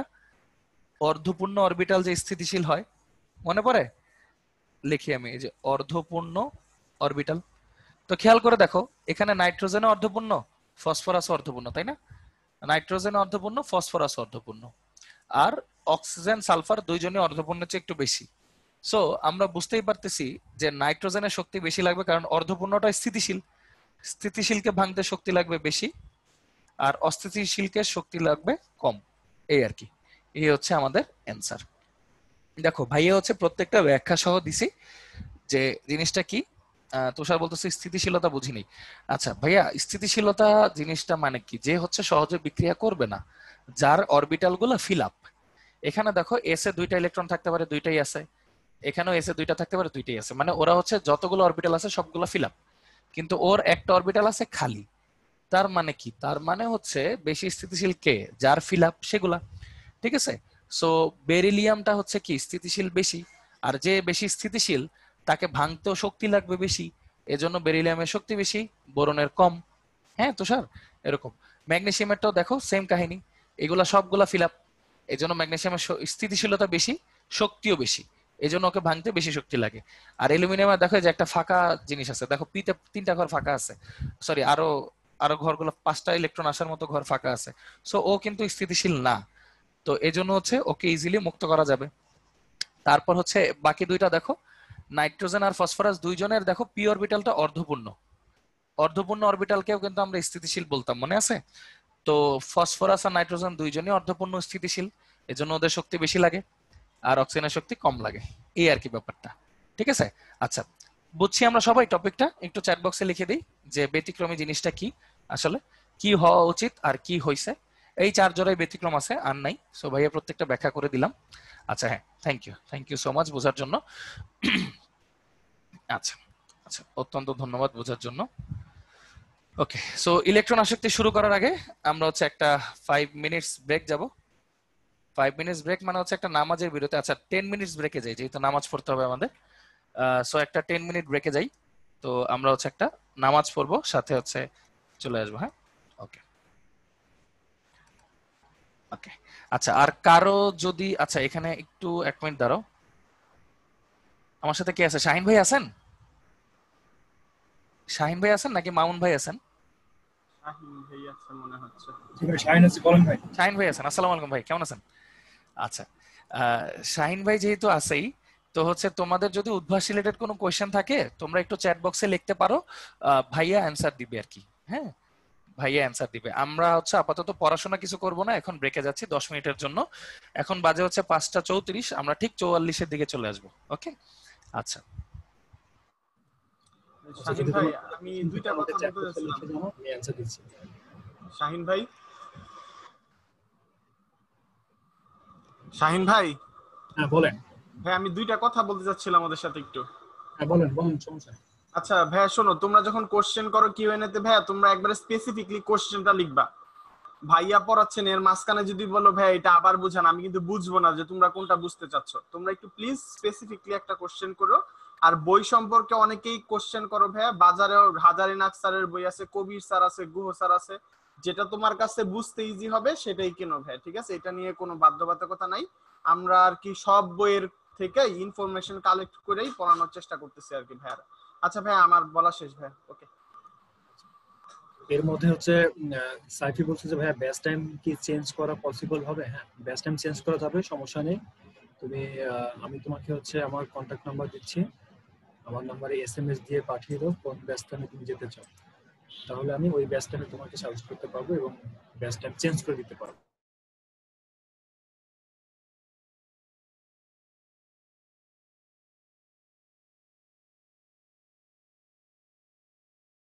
আচ্ছা, আমি একটু মিউট করে রাখছিলাম তোমার। সাইফি দেখো তো তুমি কন্ট্যাক্ট নাম্বারটা পেয়েছো কিনা। পেয়ে থাকো তাহলে ওয়াই লিখে জানিয়ে দাও, এরপরে আমরা বাকি দেখতেছি আদিবা। ভাই আমিও চেঞ্জ করতে চাই। আচ্ছা তাহলে আমি একটা কাজ করি, আমার নাম্বারটা সবাইকে দিয়ে দিচ্ছি, হ্যাঁ, যারা নতুন করে ভর্তি হয়েছে তারাও পেয়ে যাও, যারা আগে ছিল তারা তো আছে তোমাদের কাছে। এই নাম্বারটায় শুধুমাত্র এসএমএস করে জানাবো, হ্যাঁ, ফোন দিবা না, কারণ ফোন রিসিভ হবে না। রিসিভ না হলে তখন দেখা যায় তোমাদের মধ্যে একটা ঝামেলা তৈরি হবে, কি ব্যাপার ভাইয়া নাম্বার দিয়েছে বাট ফোন রিসিভ করতেছে না ভাইয়া।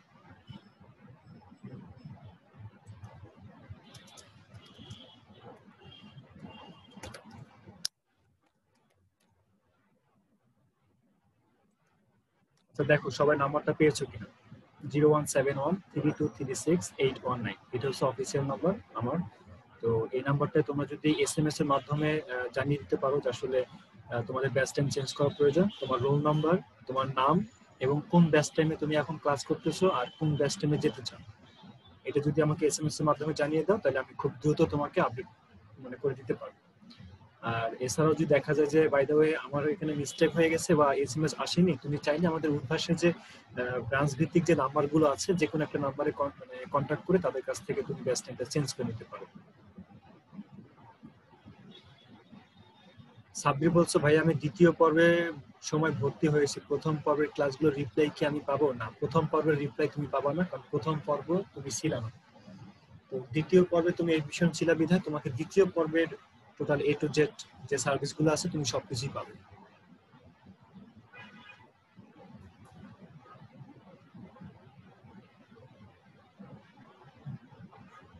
তুষার বলছে যে ভাইয়া অনেক কষ্ট করে সেকেন্ড কোর্সটা করার জন্য টাকা জোগাইছি। আচ্ছা ভাইয়া আমি মনে হয় আর পড়তে পারবো না ভাইয়া, কেন ভাইয়া কোনো একটা কিছু করা যাবে? আচ্ছা এখানে তো আসলে তেমন কিছু নেই, কারণ ফিনান্সিয়াল ব্যাপার, হ্যাঁ, তো ফিনান্সিয়াল ব্যাপারে তেমন কোনো মন্তব্য দিতে পারতেছি না, সরি ভাইয়া।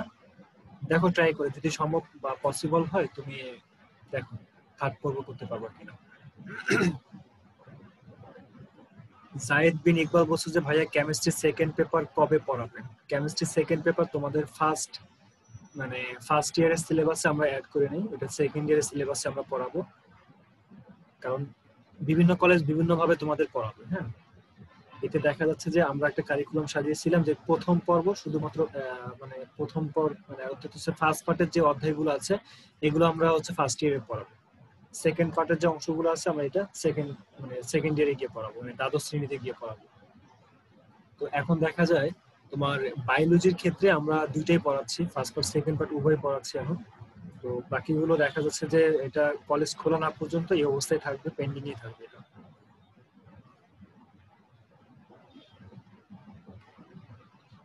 অপূর্ব বলছো ভাইয়া ব্যাচ টাইম গুলো একটু বলবেন প্লিজ। ব্যাচ টাইম গুলো তো তুমি আমাদের অভ্যাসের ওয়েবসাইটের রুটিনের উপরেই লেখা আছে, সারাদিনে 5টা টাইম, এর মধ্যে ইংলিশ ভার্সন হচ্ছে রাত 7:30টায়, আর বাকি টাইমগুলো তোমার বাংলা ভার্সন সকাল 8টা, তোমার সকাল 10:30টা, দুপুর 2টা 15 এবং 4টা 45, এই 4টা ব্যাচ টাইম হচ্ছে তোমার বাংলা ভার্সন, আর 7:30টার ব্যাচটা তোমার হচ্ছে ইংলিশ ভার্সনের জন্য।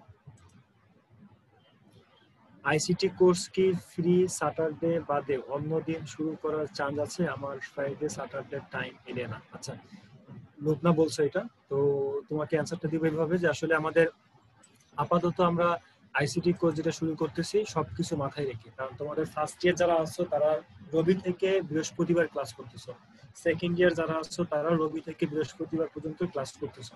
তো সবাইকে সুযোগ করে দেওয়ার জন্য আমাদের এই প্ল্যানিংটা যে শুক্রবার শনিবার যেহেতু তোমাদের ফার্স্ট ইয়ার এবং সেকেন্ড ইয়ারের কোনো কার্যক্রম নেই, এই জন্য আমরা শুক্র এবং শনিবার এই আইসিটি ক্লাস শুরু করতে চাচ্ছি। হ্যাঁ, অলরেডি ওরিয়েন্টেশন ক্লাস হয়ে গেছে, আগামীকাল থেকে শুরু হচ্ছে আমাদের ফার্স্ট আইসিটি প্রথম ক্লাস।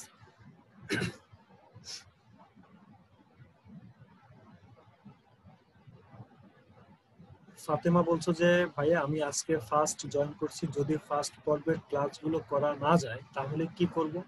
আর আজকে সেকেন্ড পর্বের আগের ক্লাসগুলো করার ট্রাই করতেছিলাম যেহেতু আগে, কিন্তু ভাইয়া ভিডিও প্লে হয় না। আচ্ছা তো এখানে ফাতেমাকে যেটা বলবো, তুমি তোমার ক্রোম ব্রাউজারে তোমার স্টুডেন্ট লগইন অপশনে গিয়ে ফার্স্ট লেকচারে গিয়ে সার্চ করবে, এরপরে যদি তোমার ভিডিওগুলো ওপেন না হয় তোমার ক্রোমকে আনইনস্টল করে আবার নতুন করে ইনস্টল করবা এবং আপডেট করে নিবা। যদি ফোনে হয়ে থাকে তাহলে প্লে স্টোর থেকে আপডেট করে নিবা, আর যদি ল্যাপটপে থাকে তাহলে ল্যাপটপের সেটিংসে গিয়ে তোমার ক্রোমের সেটিংসে গিয়ে আপডেট করে নেবা। তাহলে আশা করি এটা হয়ে যাবে। আর সবাই তো আমার নাম্বারটা পেয়েছো তাই না? একটু নাম্বারটা দেখো তো, মানে পেয়ে থাকলে ওয়াই লিখে জানিয়ে দাও তো আমাকে যে নাম্বারটা পেয়েছো সবাই।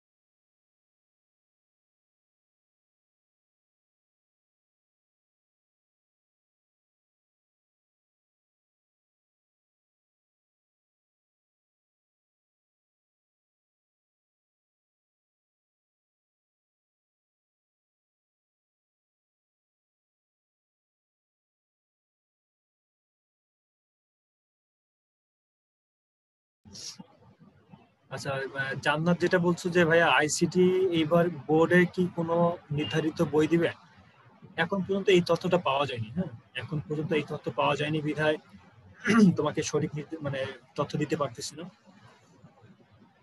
তাসনিম বলছো যে ভাইয়া উইকলি এক্সামে যে ক্রিয়েটিভ কোশ্চেন ছিল ওইগুলো সলিউশন কি দেওয়া হবে? হ্যাঁ, ওগুলো সলিউশন শিট তুমি পাবা এইভাবে। তুমি যে সিকিউ পরীক্ষা দিয়েছো ওই সিকিউ পরীক্ষা ভিউ রেজাল্টে ক্লিক করবা। ক্লিক করার পরে ধরো যে তোমার 1 নম্বর প্রশ্নের উত্তর তুমি যেখানে ছবিগুলো আপলোড করেছো ঠিক তোমার উত্তরের উপরে আমাদের সলিউশন শিটটা দেওয়া থাকবে। 1 নম্বর উত্তর এইটা হবে, তুমি দিছো আমাদের এখানে এইটা। হ্যাঁ, এরকম সামারি করা থাকবে। তো তুমি তোমার ওই সিকিউ এক্সামের যে পেজটা আছে ওইটা ওপেন করে ভিউ রেজাল্ট ক্লিক করে তারপর তুমি দেখতে পারবে। তবে খাতা দেখার পরে তুমি এই সলিউশন শিটটা পাবে, এর আগে পাবো না। আর যারা পরীক্ষায় অ্যাবসেন্ট থাকবা তারা কোনোভাবে এই সলিউশন শিট পাবো না, কারণ তাদের ডকুমেন্ট আমাদের সফটওয়্যারে নেই বিধায় তাদের প্রোফাইলে এই সলিউশন শিটটা আপলোড হবে না, কারণ তারা অ্যাবসেন্ট ছিল।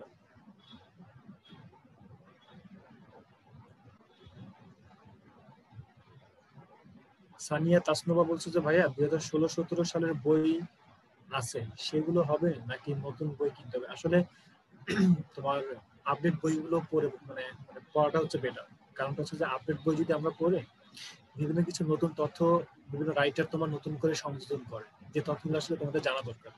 বিশেষ করে তোমার এই নতুন বইগুলো পরে একমাত্র আসছে তোমার মেডিকেল ভর্তি পরীক্ষা যখন তুমি এডমিশন টেস্ট দিতে যাবা ওই বছরে যে নতুন বইগুলো বের হয় ওই বইগুলোর উপর ডিপেন্ড করেই মেডিকেল বোর্ডের কোশ্চেন গুলো আসে। তো এই জন্য দেখা যায় বিভিন্ন এডমিশন টেস্টে নতুন বই থেকে কোশ্চেন গুলো বেশি করা হয়, কারণ বিভিন্ন রাইটার বিভিন্ন নতুন তথ্য এখানে অ্যাড করে। তো এই জন্য দেখা যায় তোমরা নতুন বইগুলো পড়লে এখন থেকে তোমরা অনেক তথ্য জেনে নিতে পারবা, কিন্তু প্রিভিয়াস বইগুলো পড়া দরকার। কারণ প্রিভিয়াস বইগুলো তো আরো দেখা যাচ্ছে যে বিভিন্ন তথ্য আছে এখানে যেগুলো শর্ট করে এখন এই বইগুলোতে দেওয়া।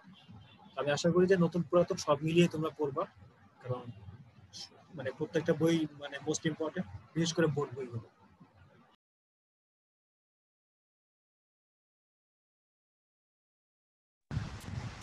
হ্যালো শাহিন ভাইয়া, মোটামুটি আমাদের 10 মিনিট শেষ। আপনার কি জি ভাই। মোটামুটি শেষ কাজ ভাইয়া? হ্যাঁ হ্যাঁ, আচ্ছা, আলহামদুলিল্লাহ শেষ আমার। অনেক ধন্যবাদ, আপনাকে অনেক কষ্ট দিলাম। হ্যাঁ, থ্যাংক ইউ। সো চলো ভাইয়া, আমরা আবার পড়া শুরু করি। আমাদের হচ্ছে শিডিউল অনুযায়ী 10 মিনিট শেষ। বাকি আরও যদি ভাইয়াকে কোনো কোয়েশ্চেন করা থাকে সমস্যা নেই, লাস্টের দিকে আমরা নিব, কোনো পারা নেই। হ্যাঁ হ্যাঁ, এই ভিডিও মানে যে ইয়েতে পাওয়া যাবে ভাইয়া, বুঝছো? ওই যে আমরা তো ইয়েটা দিয়ে দিব, যে স্লাইডটা। সো নোট তোমরা নিজেরা পরে নিতেই পারবা, ডাউনলোড করে নিতে পারবা সবকিছু। সো সমস্যা নেই, এগুলো নিয়ে প্যারা নেই। আচ্ছা, একটু ভাইয়া পানিটা খেয়ে নিই।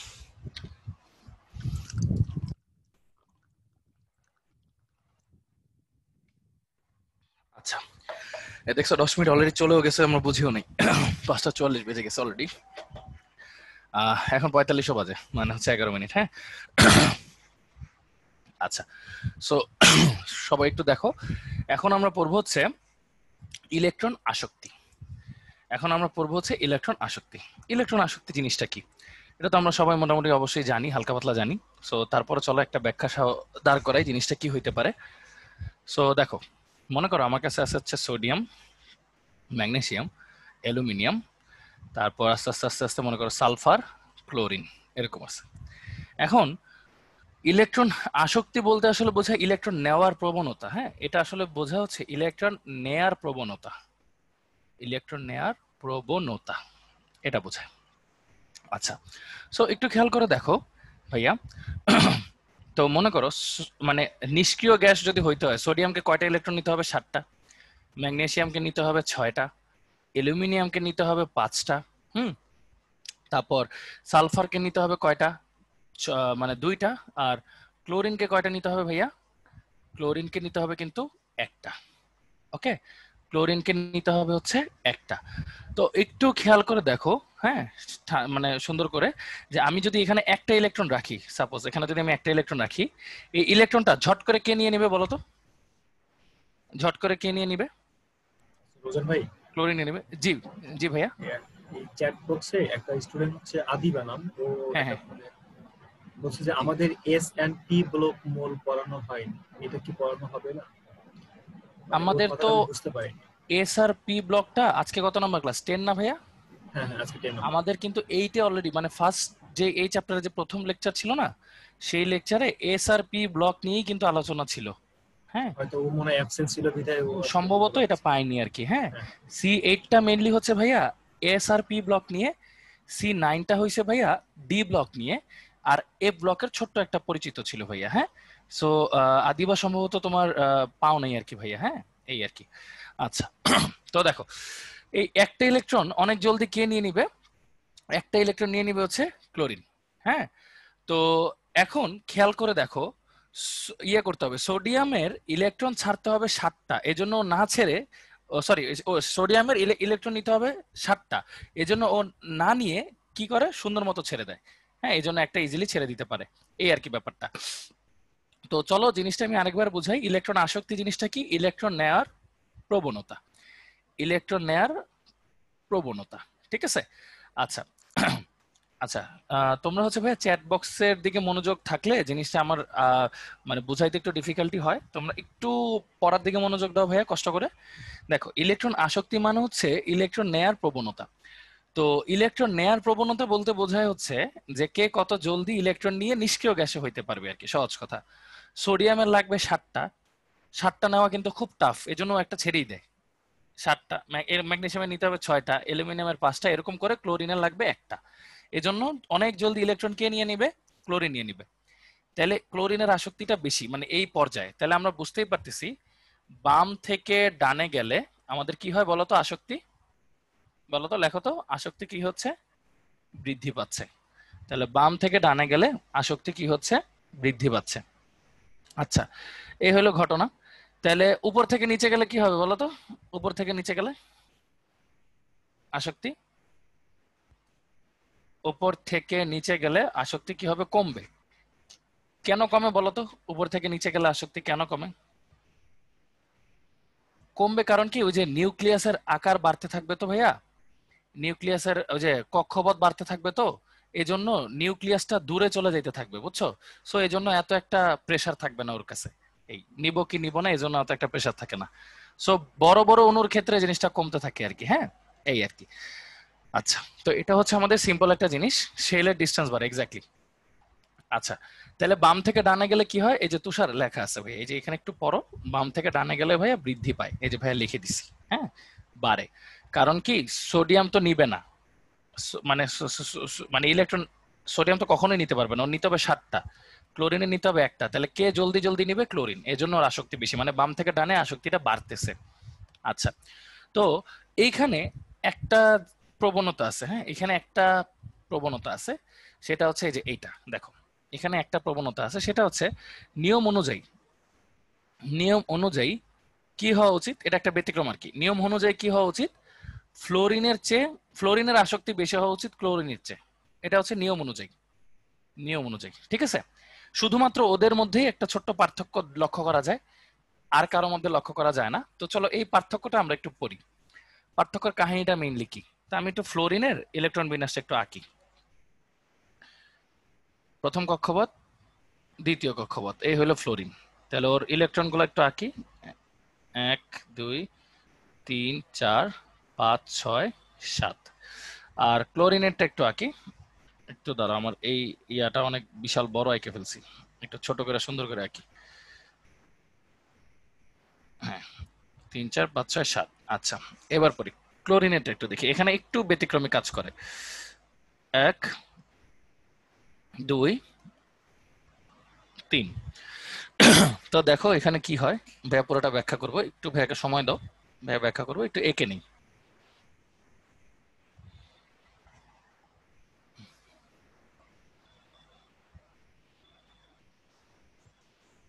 আচ্ছা, তোমরা একটু কি আমরা বলতে পারবা যে ইলেকট্রন ঘনত্বটা কোথায় বেশি, ফ্লোরিনে নাকি ক্লোরিনে? ইলেকট্রন ঘনত্ব কোথায় বেশি?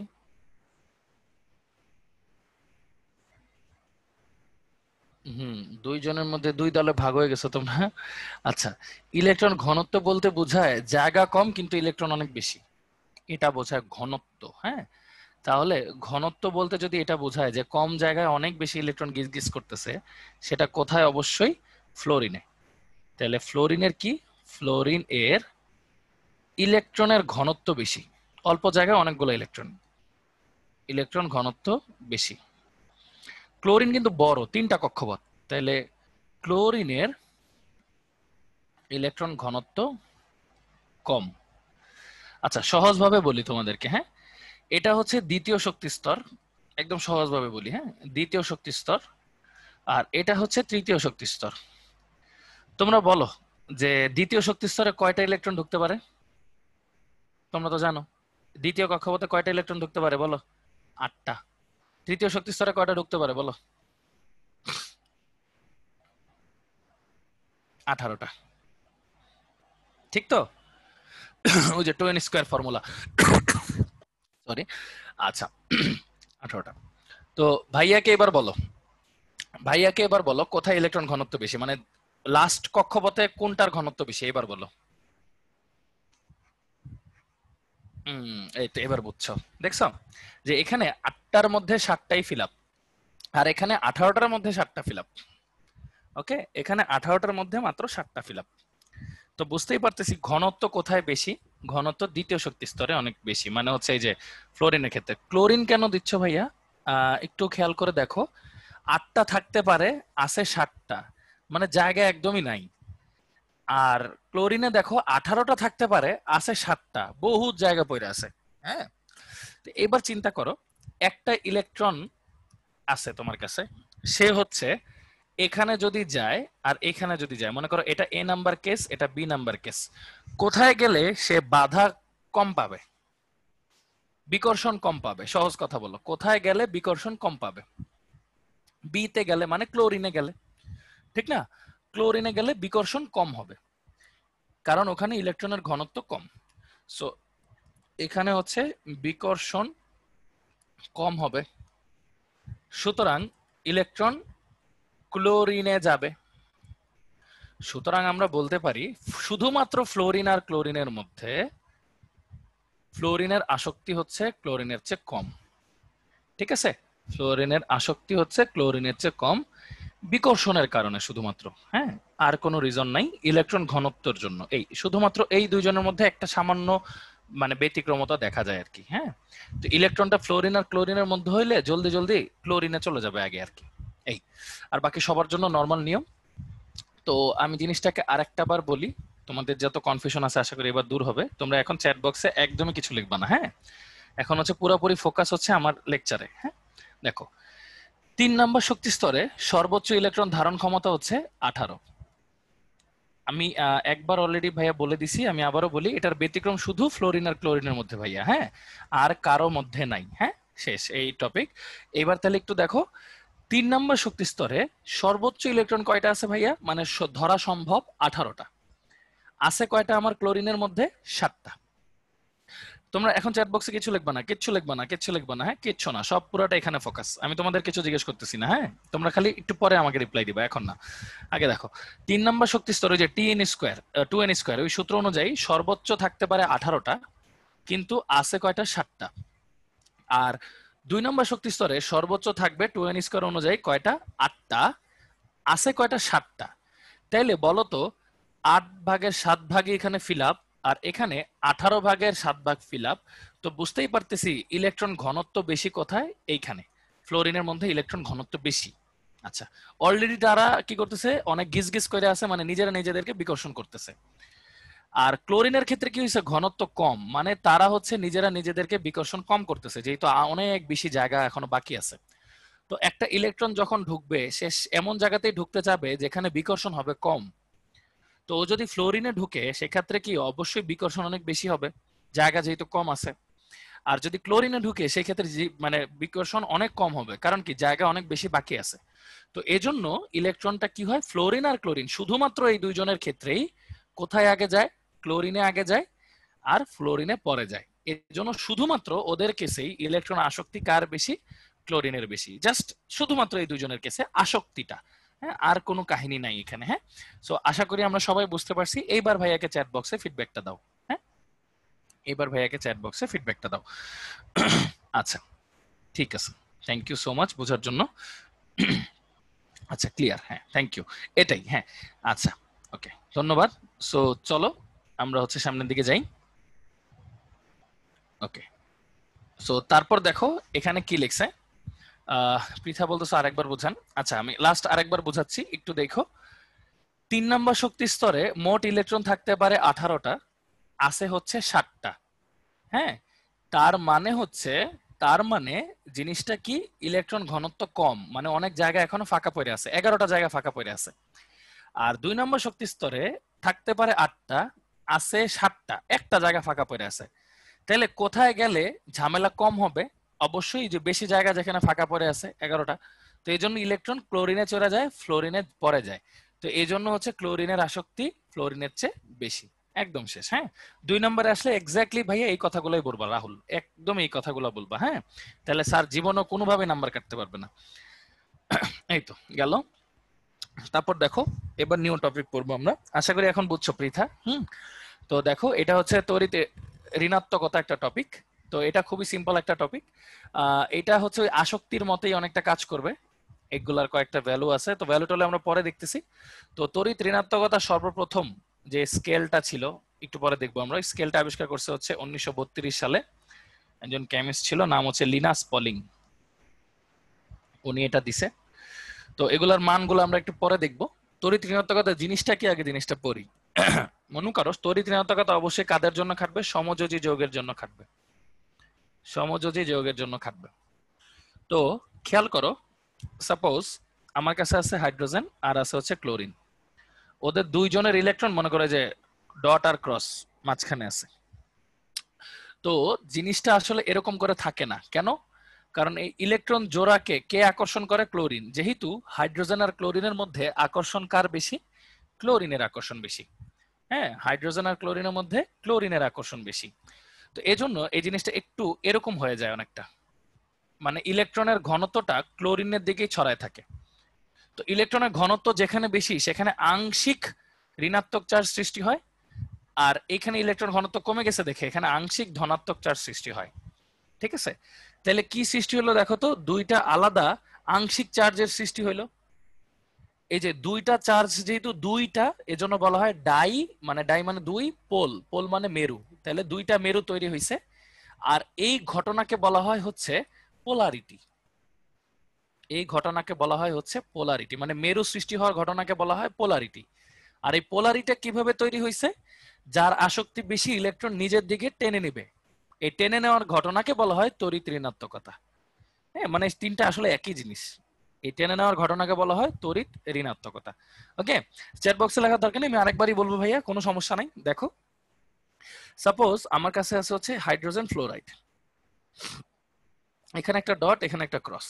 আমরা জানি ফ্লোরিনের ইলেকট্রন আসক্তি অনেক বেশি। তো হচ্ছে ও কি করবে, নিজের দিকে ইলেকট্রনটা টানবে, টানার পরে কি হবে, ইলেকট্রন জোড়াটা একদম ফ্লোরিনের কাছাকাছি চলে আসবে। কাছাকাছি চলে আসলে কি হবে, এখানে আংশিক ঋণাত্মক চার্জ আর আংশিক ধনাত্মক চার্জের সৃষ্টি হবে। যেহেতু ওরা আয়নিক যৌগ না, আয়নিক যৌগ হলে তো প্লাস মাইনাস এমনিই হইতো, ওরা সমযোজী যৌগ। সমযোজী যৌগ হওয়ার পরেও এই যে ওদের আসক্তির জন্য ওদের মধ্যে দেখো একটা ঋণাত্মকতার সৃষ্টি হইতেছে, আর ঋণাত্মকতার জন্য অবশ্যই আরেক প্রান্তে একটা ধনাত্মকতার সৃষ্টি হইতেছে। এই যে দুইটা প্রান্ত সৃষ্টি হয়েছে এটাকে বলা হয় হচ্ছে ডাইপোল, আর এই দুইটা প্রান্ত সৃষ্টি হওয়ার ঘটনাকে বলা হয় পোলারিটি। ওকে, এটাকে বলা হয় পোলারিটি। পোলারিটির কিছু শর্ত আছে, আমরা একটু পরে দেখব। সো আমরা কি এখন জিনিসটা বুঝতে পারছি যে তড়িৎ ঋণাত্মকতা জিনিসটা কি? হ্যাঁ, আচ্ছা, ওকে, এ হলো ঘটনা। দেখছো, মানে আসক্তি যার বেশি সে নিজের দিকে টেনে নিবে। এখন আরেকটা এক্সাম্পল দিই, দেখো এইচ আর এইচ, এখানে কি কোনো তড়িৎ ঋণাত্মকতা হবে তোমরা বলো তো? তড়িৎ ঋণাত্মকতা হবে না, so no polarity. So no polarity. আচ্ছা, এখন ইলেকট্রন কার দিকে যাবে এটা কিভাবে বুঝবো? এটা তো সবসময় বুঝি আমরা অধাতুর দিকেই যায়, কিন্তু তারপরও বোঝার জন্য এই যে বলছিলাম লিনাস পলিং একটা টেবিল দিছে। টেবিলটা হচ্ছে এই যে এই টেবিল। এই টেবিলের স্পেসিফিক কয়েকটা মান মুখস্থ করা লাগবে, সেটা ভাইয়া এখনই দিয়ে দিচ্ছি। কার্বনের লাগবে, নাইট্রোজেনের লাগবে, অক্সিজেনের লাগবে, ফ্লোরিনের লাগবে, ক্লোরিনের লাগবে, তড়িৎ ঋণাত্মকতা সব দেখাচ্ছে, একটু ওয়েট করো। সালফারের লাগবে, ফসফরাসের লাগবে, আর হাইড্রোজেনের লাগবে। হাইড্রোজেনের হচ্ছে 2.1।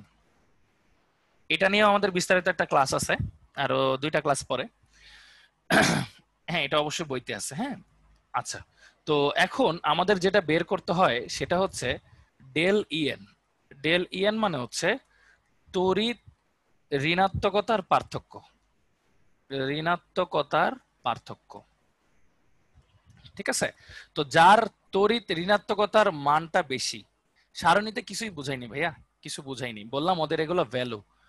কে ইলেকট্রন বেশি টানতে পারবে, যার ভ্যালু বেশি সে নিজের দিকে ইলেকট্রনটা বেশি টানবে, সহজ কথা। যার ভ্যালু বেশি সে নিজের দিকে ইলেকট্রনটা বেশি টানবে। তো বুঝতেই পারতেছো, দেখো ভ্যালুটা বাম থেকে ডানে বাড়তেছে। হ্যাঁ, ভ্যালুটা হচ্ছে বাম থেকে ডানে বাড়তেছে।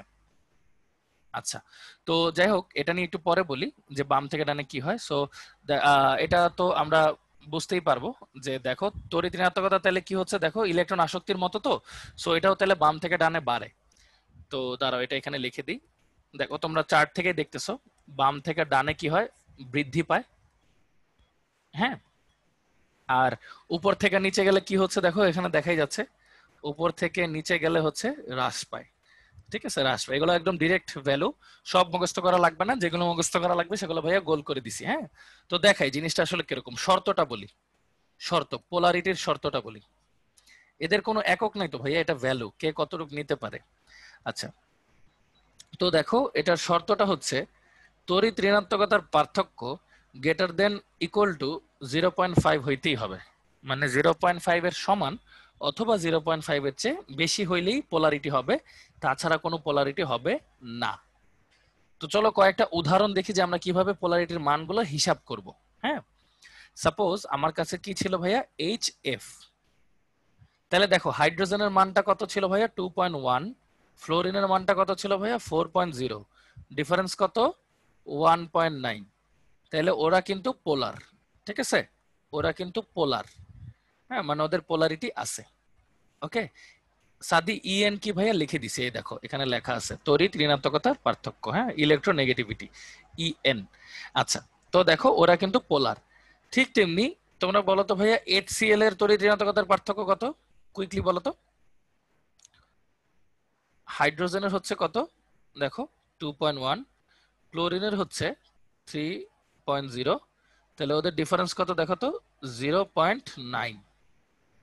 0.9, ঠিক আছে, তার মানে ওরাও কিন্তু পোলার। ওকে, আচ্ছা, এবার পানিরটা দেখাই। পানিরটা কি দেখো, এইচ ও এইচ।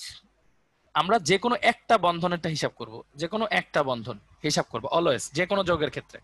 তো দেখো যে কোনো একটা যৌগ, হাইড্রোজেনের ভ্যালু কত, হাইড্রোজেনের ভ্যালু দেওয়া আছে 2.1, অক্সিজেনের ভ্যালু দেওয়া আছে হচ্ছে কত 3.5, তাহলে ওদের ডিফারেন্সটা কত আসছে দেখো, ওদের ডিফারেন্সটা হচ্ছে 1.4, তার মানে এটাও পোলার। আচ্ছা এইবার বলো হাইড্রোজেন সালফাইডেরটা কি হবে এটা বলো। হ্যাঁ 0.5 এর কম হলে পোলার হবে না আর কি। এটার যে কোনো একটা বন্ধন নিবা, যে কোনো একটা বন্ধন নাও, ডিফারেন্স কত দেখো তো 2.1 আর এটা হচ্ছে 2.5, তাহলে ডিফারেন্স হচ্ছে 0.4, তাহলে এটা কিন্তু নন পোলার বা অপোলার বলে আর কি। আচ্ছা এবার তাহলে আরেকটা দিই, মনে করো মিথেন, পোলার, মোলার না ভাইয়া, হ্যাঁ পোলার।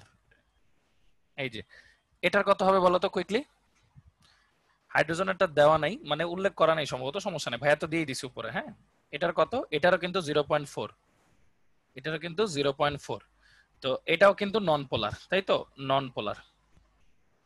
আচ্ছা তো এরকম করে আমরা চাইলে কি করতে পারবো, আমরা হচ্ছে তড়িৎ ঋণাত্মকতার ভ্যালু দিয়ে আমরা বলতে পারবো যে প্লাস মাইনাস হবে কি হবে না সেইটা। তো প্লাস মাইনাস হবে কি হবে না হইতে হইলে কি লাগবে, 0.5 এর সমান বা বেশি। কোনটা থেকে কোনটা বিয়োগ করবো না, বড়টা থেকে ছোটটা বিয়োগ করবো অলওয়েজ, হ্যাঁ যাতে পজিটিভ মান আসে, এগুলো নেগেটিভ মান নাই। হ্যাঁ এটা জাস্ট একটা ভ্যালু, এটার পজিটিভিটি নেগেটিভিটি বলতে আসলে কিছু নাই। হ্যাঁ আচ্ছা সো দেখো এটা আশা করি তোমরা বুঝছো। তো এখন তাহলে কুইক কুইক আরেকটা জিনিস তোমাদের বলি, NCl3 বলো তো এটা কি পোলার নাকি অপোলার, সবাই একটু বলো তো।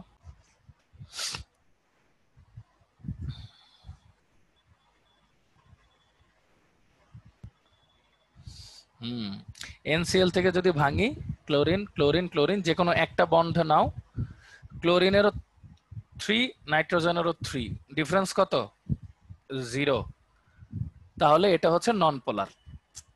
আচ্ছা তাহলে ভাইয়া কি বলছি, পোলার হওয়ার শর্তটা কি, 0.5 এর সমান অথবা বেশি হইতে হবে, তড়িৎ ঋণাত্মকতার পার্থক্য 0.5 এর সমান অথবা বেশি হইতে পারবে, হ্যাঁ বেশি হইতে হবে এই। আচ্ছা তো আশা করি আমরা এই জিনিসটা সবাই বুঝতে পারছি যে তড়িৎ ঋণাত্মকতা জিনিসটা কেমন, কিভাবে কাজ করে। এটার ফার্দার আরো অনেক ব্যাখ্যা আছে, এগুলো আমাদের C12 এ সম্ভবত আছে, হ্যাঁ C12 এ আছে, সো ওগুলাতে আমরা শিখবো। সো আশা করি এইটুকু আমরা বুঝতে পারছি। আচ্ছা PCl3 জানতে চাচ্ছ, তুমি বলো ইমরান কি হবে, আমরা জিজ্ঞেস করতেছো কেন, বলো PCl3 কি হবে, সবাই বলো PCl3 কি হবে, ডিফারেন্স কত, PCl3 ডিফারেন্স কত বলো। ফসফরাস হচ্ছে 2.1 চার্টে দেওয়া আছে, ক্লোরিন হচ্ছে 3, ডিফারেন্স কত 0.9, তাহলে এটা কি পোলার নাকি নন পোলার বলো, পোলার হবে। বুঝতে পারছি এটা কিন্তু পোলার, কারণ 0.5 এর চেয়ে বেশি। ওকে আচ্ছা এই তো হয়ে গেল। আচ্ছা আমরা কি এই টপিকটা বুঝতে পারছি না সবাই, যে তড়িৎ ঋণাত্মকতা জিনিসটা কিভাবে কি হয়েছে। আচ্ছা ওকে, আর কোন যৌগের উদাহরণ এখন ভাইয়া দিব না, কারণ হচ্ছে ওগুলো ওই নেক্সট ওই দিন আমরা ভালো মতো আরো পড়বো, ঠিক আছে। ওকে সো আশা করি বুঝতে পারছি। হ্যাঁ ধন্যবাদ সবাইকে, একদম সহজ সহজ জিনিস, হ্যাঁ ঠান্ডা মাথায় আমরা শিখবো, হয়ে যাবে। তো চলো আমরা সামনের দিকে যাই। এবার পড়বো হচ্ছে ধাতব ধর্ম। এটা এটা সবচেয়ে মজার একটা ধর্ম, বুঝছো তোমরা আরো অনেক ভালো মতো জিনিসটা এটা বুঝো, আমার চেয়ে ভালো মতো বুঝো। সো চলো আমি একটু লিখি ধাতুগুলা, sodium magnesium aluminium dot dot dot dot sulphur chlorine. ধাতব ধর্ম মানে কি, ধাতু যে জিনিসটা কি, হ্যাঁ ধাতু যে জিনিসটা হচ্ছে, টপিক আসলে ইজি ভাইয়া বুঝছো, মানে তুমি যদি সুন্দর করে বুঝো তাহলে সব ইজি। এই ধাতব ধর্ম জিনিসটা কি ভাইয়া, ধাতব ধর্ম হচ্ছে যে যত জলদি ইলেকট্রন ত্যাগ করবে সে তত ভালো ধাতু, সে তত ভালো ধাতু। তাহলে বলো তো সবচেয়ে ভালো ধাতু, সোডিয়ামের ত্যাগ করতে হবে কয়টা, একটা, ম্যাগনেসিয়ামের 2টা, অ্যালুমিনিয়ামের 3টা, তাহলে এরকম করে ক্লোরিনের ত্যাগ করতে হবে 7টা, সালফারের 6টা, তাহলে সবচেয়ে ভালো ধাতু কে বলো, সোডিয়াম। তাহলে বলো তো ধাতব ধর্ম কি হচ্ছে, ধাতব ধর্ম হচ্ছে হ্রাস পায়, বাম থেকে ডানে গেলে, বাম থেকে ডানে গেলে ধাতব ধর্ম হচ্ছে হ্রাস পায়, দেখছো মানে বাম থেকে ডানে গেলে ধাতব ধর্ম হচ্ছে হ্রাস পায়।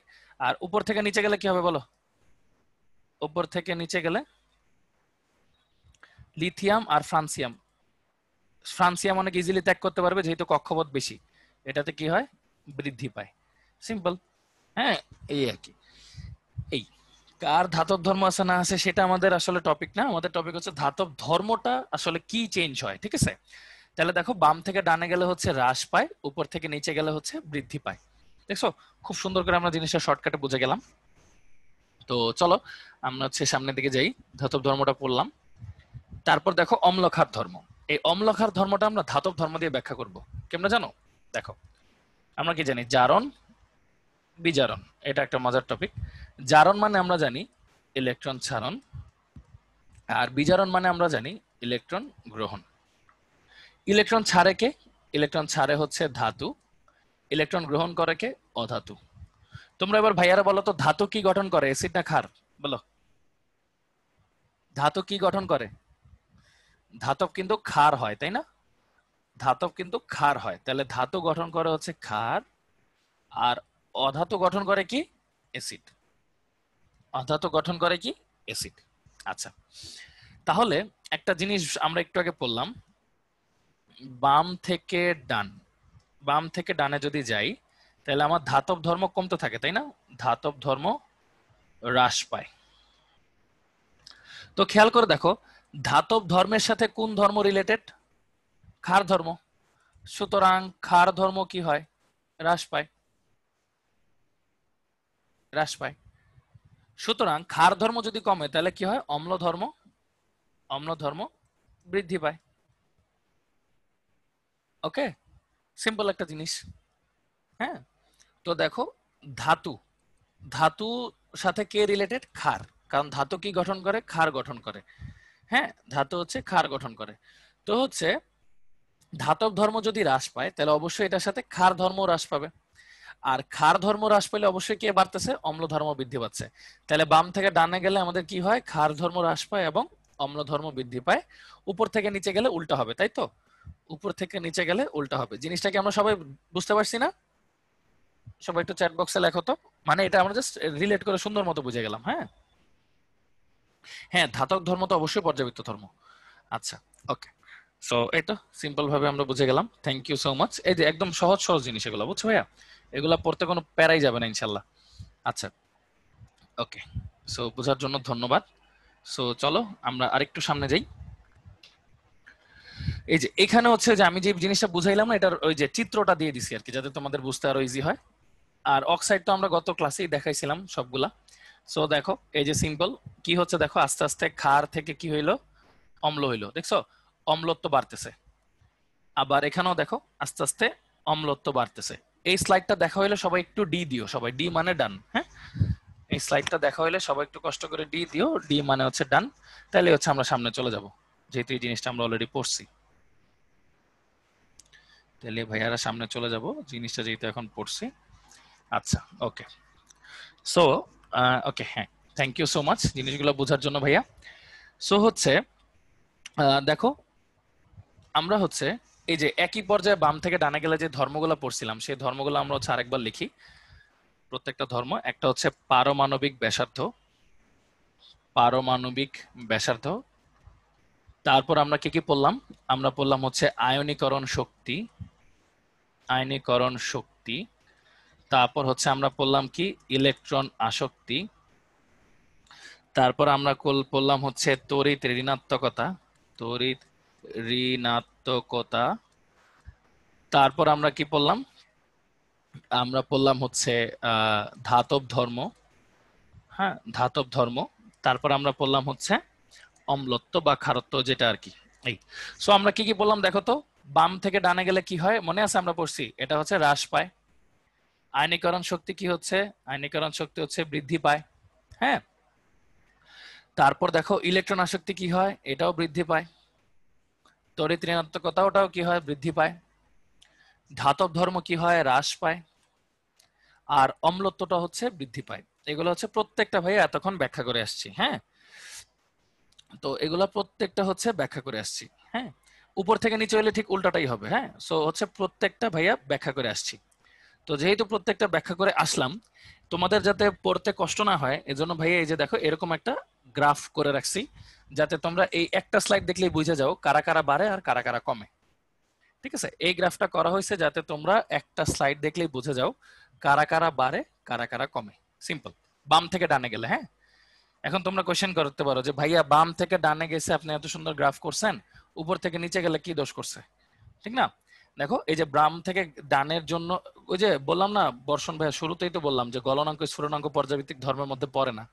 হ্যাঁ, তাহলে এটা কেন হবে বলো? সো দেখো উপর থেকে নিচে গেলে কি হয়, আমরা তো জানি উল্টা হয়। কার উল্টা হয়? বাম থেকে ডানের উল্টা হয়, তাই তো?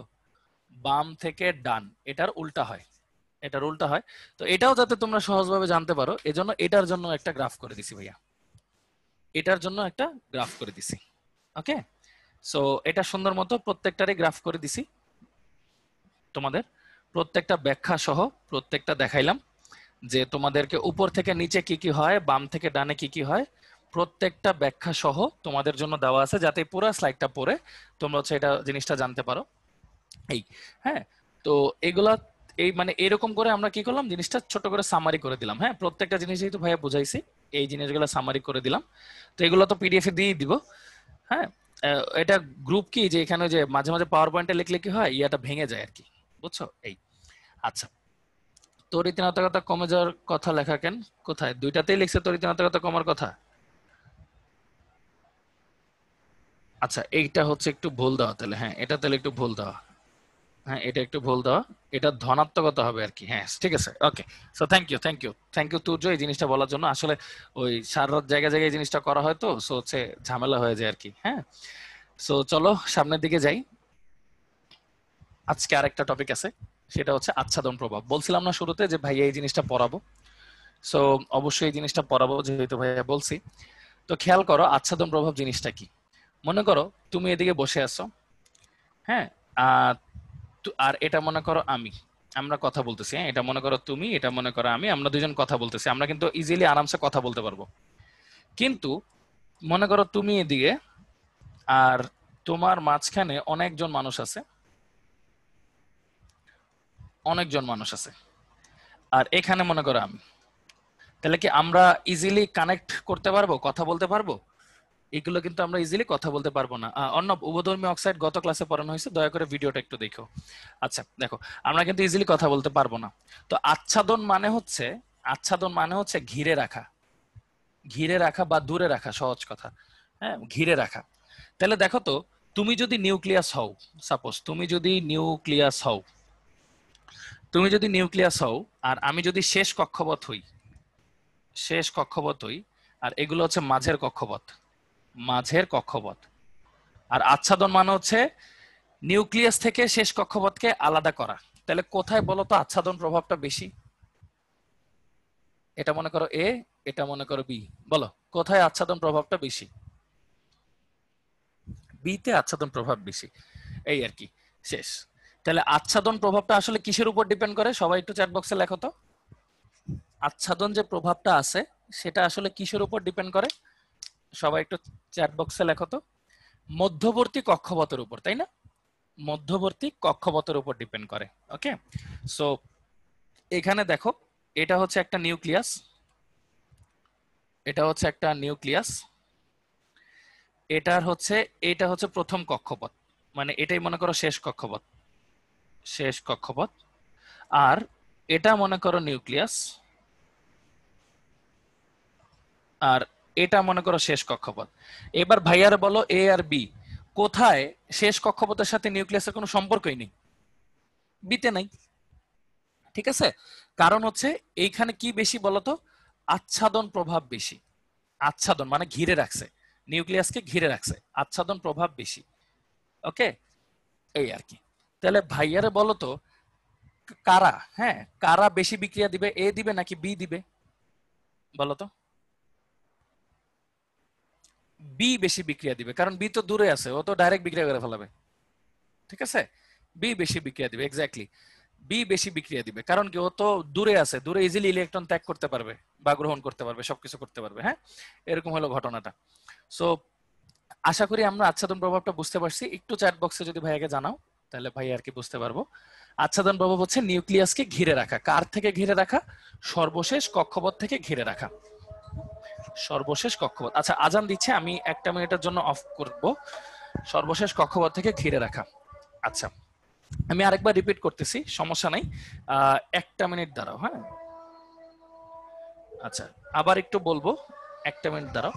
নিউক্লিয়াসকে ঘিরে রাখা, ঠিক আছে? আমি আজানটা শেষ হইলে বলতেছি, 1 মিনিট।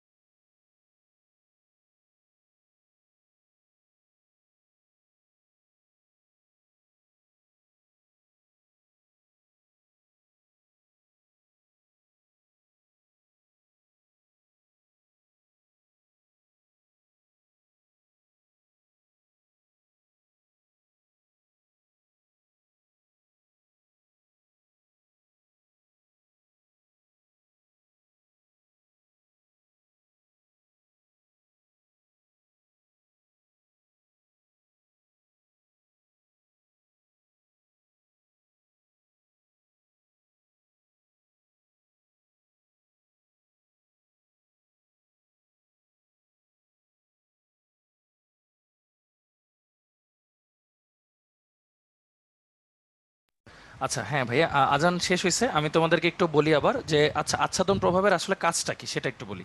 হ্যাঁ, আচ্ছাদের মানে প্রভাবের কাজটা খুবই সিম্পল।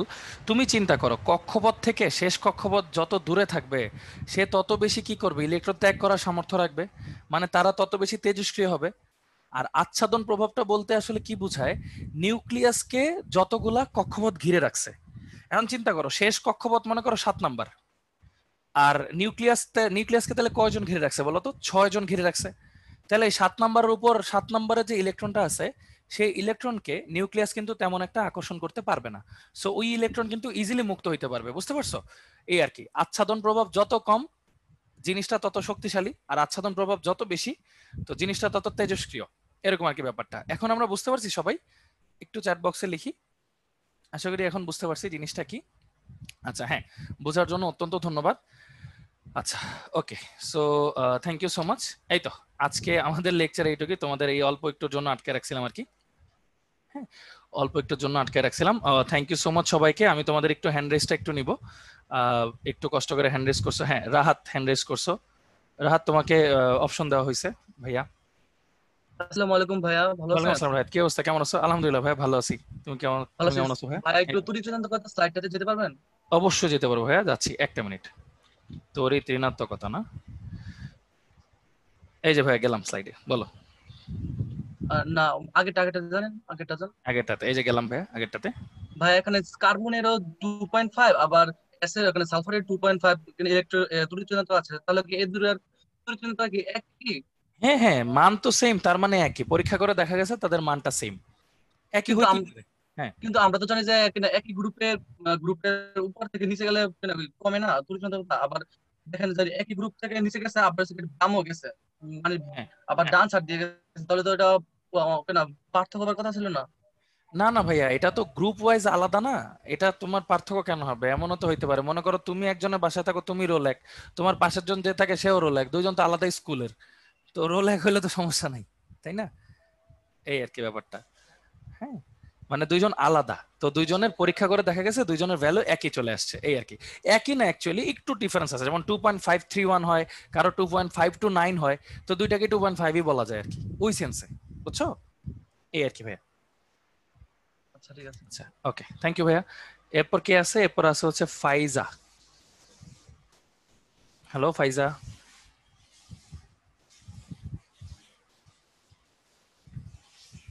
আচ্ছা, ফাইজা হচ্ছে কথা বলতেছে না।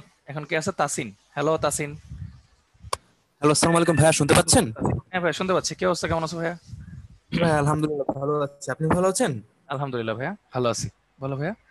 হ্যাঁ, সমস্যাটা ছিল যে এই তো আপনি তড়িৎ ঋণাত্মকতার যে প্রথম স্লাইডটাতে গিয়েছিলেন, হ্যাঁ হ্যাঁ, ওইটাতে একটু যাবেন।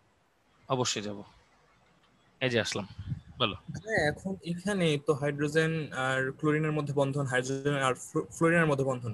হ্যাঁ ভাইয়া এখন এরা যখন বন্ধন করে, ইলেকট্রন গুলা যার তড়িৎ ঋণাত্মকতা বেশি তাদের দিকে গেল, এখন হ্যাঁ ভাইয়া এদের ব্যাপারে কি তারা এরকম ডাম্বেল আকৃতির একটা শেপ গঠন করে আসলে? হ্যাঁ, আসলে তারা মানে ডাম্বেল আকৃতি শেপ গঠন করে না, মানে এটা আমি বোঝানোর জন্য বুঝাইছি যে দুইটা আলাদা মিয়ার মতো, মেরুর মতো থাকে, একটা প্লাস মেরু একটা মাইনাস মেরু, এরকম আর কি। হ্যাঁ, এই আর কি, আচ্ছা আর ভাইয়া, কিছু না। হ্যাঁ হ্যাঁ আরেকটা কোয়েশ্চেন ছিল। হ্যাঁ, শিওর শিওর।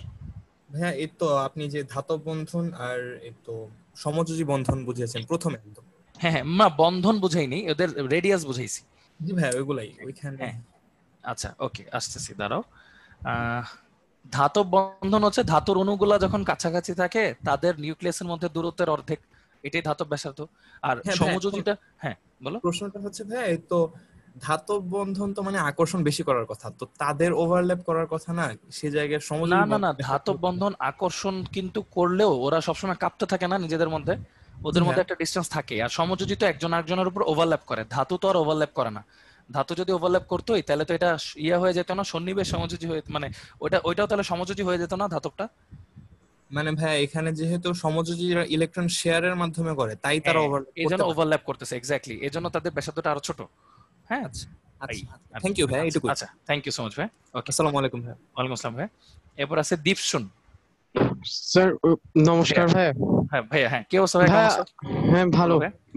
ভাইয়া আজকের টপিকে আমার সমস্যা নেই, এর আগের টপিকে ক্রিস্টাল ফিল্ড মতবাদ যেটা ছিল, ক্রিস্টাল ফিল্ড মতবাদ কই ছিল?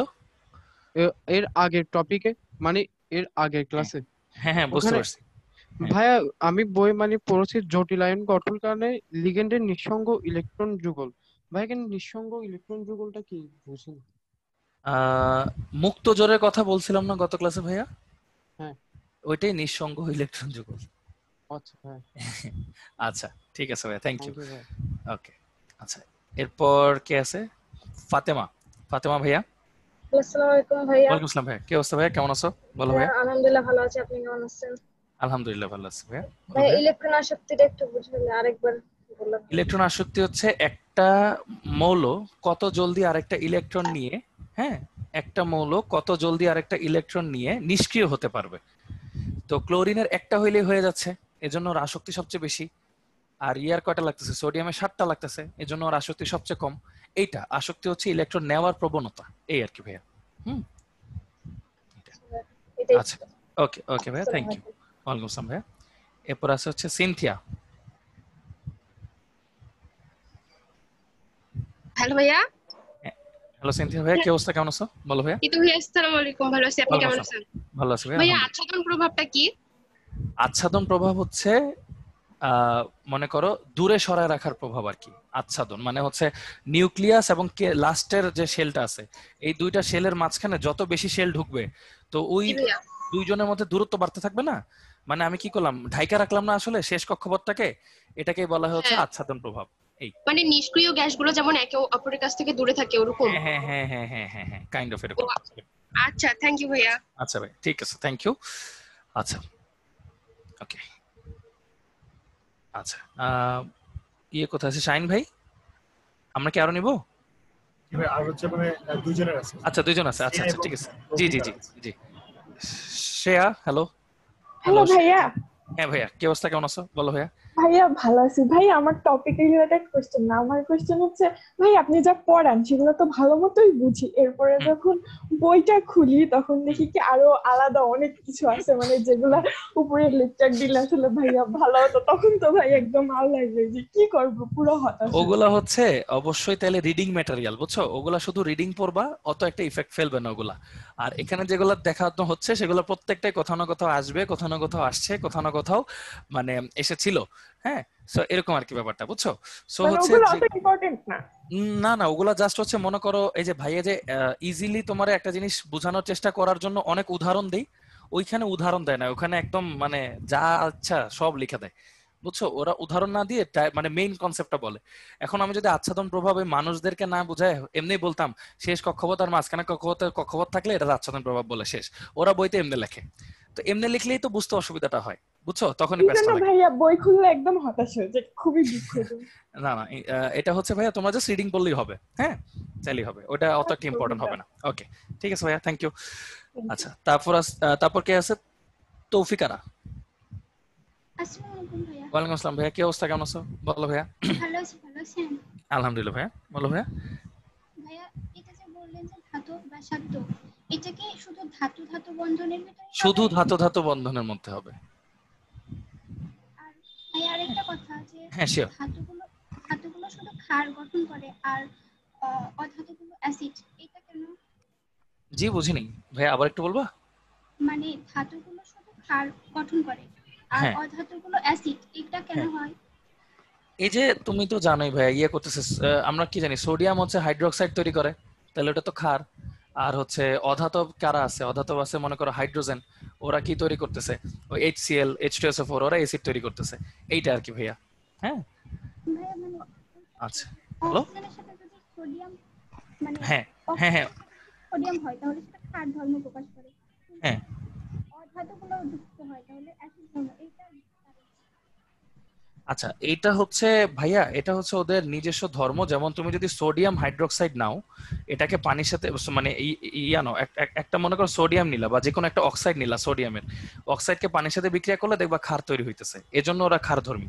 আর যে কোনো একটা অধাতুর অক্সাইড নাও, সেটাকে পানির সাথে বিক্রিয়া করা, মনে করো কার্বন ডাইঅক্সাইড, পানির সাথে বিক্রিয়া করা হয়, উৎপন্ন হয় কার্বনিক অ্যাসিড। তো এটা হচ্ছে অম্লধর্মী, এই কারণে হচ্ছে অধাতুরা হচ্ছে অম্লধর্মী হয় আর ধাতুরা হচ্ছে ক্ষারধর্মী হয়, এই আর কি ভাইয়া। হুম। ভাইয়া আরেকটা কোশ্চেন ছিল, হ্যাঁ ভাইয়া শিওর। অধিশোষণটা কি? হ্যাঁ, অধিশোষণ। অধিশোষণ হচ্ছে একটা তলের উপরের তলে যে কণাগুলো আছে ওগুলা যে ইয়ে করে শোষণ করে, সেটাই হচ্ছে অধিশোষণ। হ্যাঁ, উপরের তলের শোষণ। হ্যাঁ, আচ্ছা ওকে। তারপর নুসরাত। হ্যালো নুসরাত। আসসালামু আলাইকুম ভাইয়া। ওয়ালাইকুম আসসালাম ভাইয়া। হ্যাঁ ভাইয়া, বলো ভাইয়া, কি অবস্থা, কেমন আছো? বলো ভাইয়া। আইনীকরণ, হ্যাঁ স্লাইডটা রাখবে। আইনীকরণ শক্তি স্লাইড। ওকে এক মিনিট, হ্যাঁ এই যে ভাইয়া, এটার পরেরটা ওই যে ব্যতিক্রম। পরেরটা এই যে ব্যতিক্রম। ওকে, ব্যতিক্রমে আসলাম। ব্যতিক্রম কি চারটাই শুধু? এই চারটাই শুধু, চার জোড়া আসলে। হ্যাঁ, চার জোড়াই। হ্যাঁ হ্যাঁ এখানে এখানে এর মতো ওই যে শেষেরটা 4 নাম্বার, হ্যাঁ। 4 নাম্বারের মতো অনেক যৌগ আছে, ওগুলো মৌল আছে, ওগুলো হবে না? মানে ওগুলাও হবে, মানে আমি চার জোড়া কেন বললাম, তোমাদের তো 1 থেকে 36 পর্যন্ত লাগে, ওই 36 এর মধ্যে এই চারটাই আছে, এই আর কি, ঠিক আছে। আর দরকার হয় না। ওকে ঠিক আছে ভাইয়া, থ্যাংক ইউ। আচ্ছা থ্যাংক ইউ, ওয়ালাইকুম আসসালাম ভাইয়া। আচ্ছা তাহলে হচ্ছে ভাইয়া বিদায় নিচ্ছি, সবাই হচ্ছে ঠিক মতো থাকো, ভালো মতো থাকো, সুস্থ থাকো। আল্লাহ হাফেজ সবাইকে, আসসালামু আলাইকুম। আশা করি তোমরা সবকিছু বুঝতে পারছো, অবশ্যই ভালো থাকবা, আল্লাহ হাফেজ। আমরা আজকে এখানে শেষ করবো। তো তোমাদের তো কালকে শুক্রবার এবং শনিবার ICT ক্লাস আছে, ফ্রি ক্লাস, অবশ্যই জয়েন করবা। এবং শনিবারে তোমাদের উইকলি যে সিকিউ পরীক্ষাটা আমরা দিব, তো এটার সিলেবাস তো তোমাদের কাছে আছে, যে গত রবিবার থেকে আজকে পর্যন্ত যা যা পড়ানো হয়েছে এই টপিকগুলোর উপরে সিকিউ থাকবে 5টা। এই 5টা সিকিউর অ্যান্সার কিভাবে লিখতে হবে এটা তো তোমাদের গত ওরিয়েন্টেশনে বলা হয়েছিল। তো আবার রিপিট করে বলি, প্রত্যেকটা অ্যান্সারের জন্য তুমি খাতায় তোমাকে আগে অ্যান্সারগুলো লিখতে হবে, এরপরে ছবি তুলে ওই অ্যান্সারের নিচে আপলোড বাটন আছে, আপলোড বাটনে ক্লিক করে ওই পেজগুলো তুমি আপলোড করতে হবে এখানে। এরপরে যখন তোমার টোটাল 2 ঘন্টা 30 মিনিটের মধ্যে 5টা কোশ্চেনের অ্যান্সার এবং আপলোড করা শেষ, এরপর তুমি সাবমিট করবে। মানে টাইমের মধ্যে তোমাকে সাবমিট করতে হবে, টাইম ওভার হয়ে গেলে সাবমিট হবে না, অটোমেটিক দেখা দিচ্ছে যে এটা তোমার ফেইড হয়ে যেতে পারে বা সাসপেন্ড হতে পারে। এই জন্য তোমাকে টাইমের মধ্যে, সময়ের মধ্যে পরীক্ষা শেষ করে সাবমিট করতে হবে। এতটুকু মনে রাখবা। তো আমরা আজকে এখানে শেষ করবো। আল্লাহ হাফেজ, ভালো থাকো সবাই।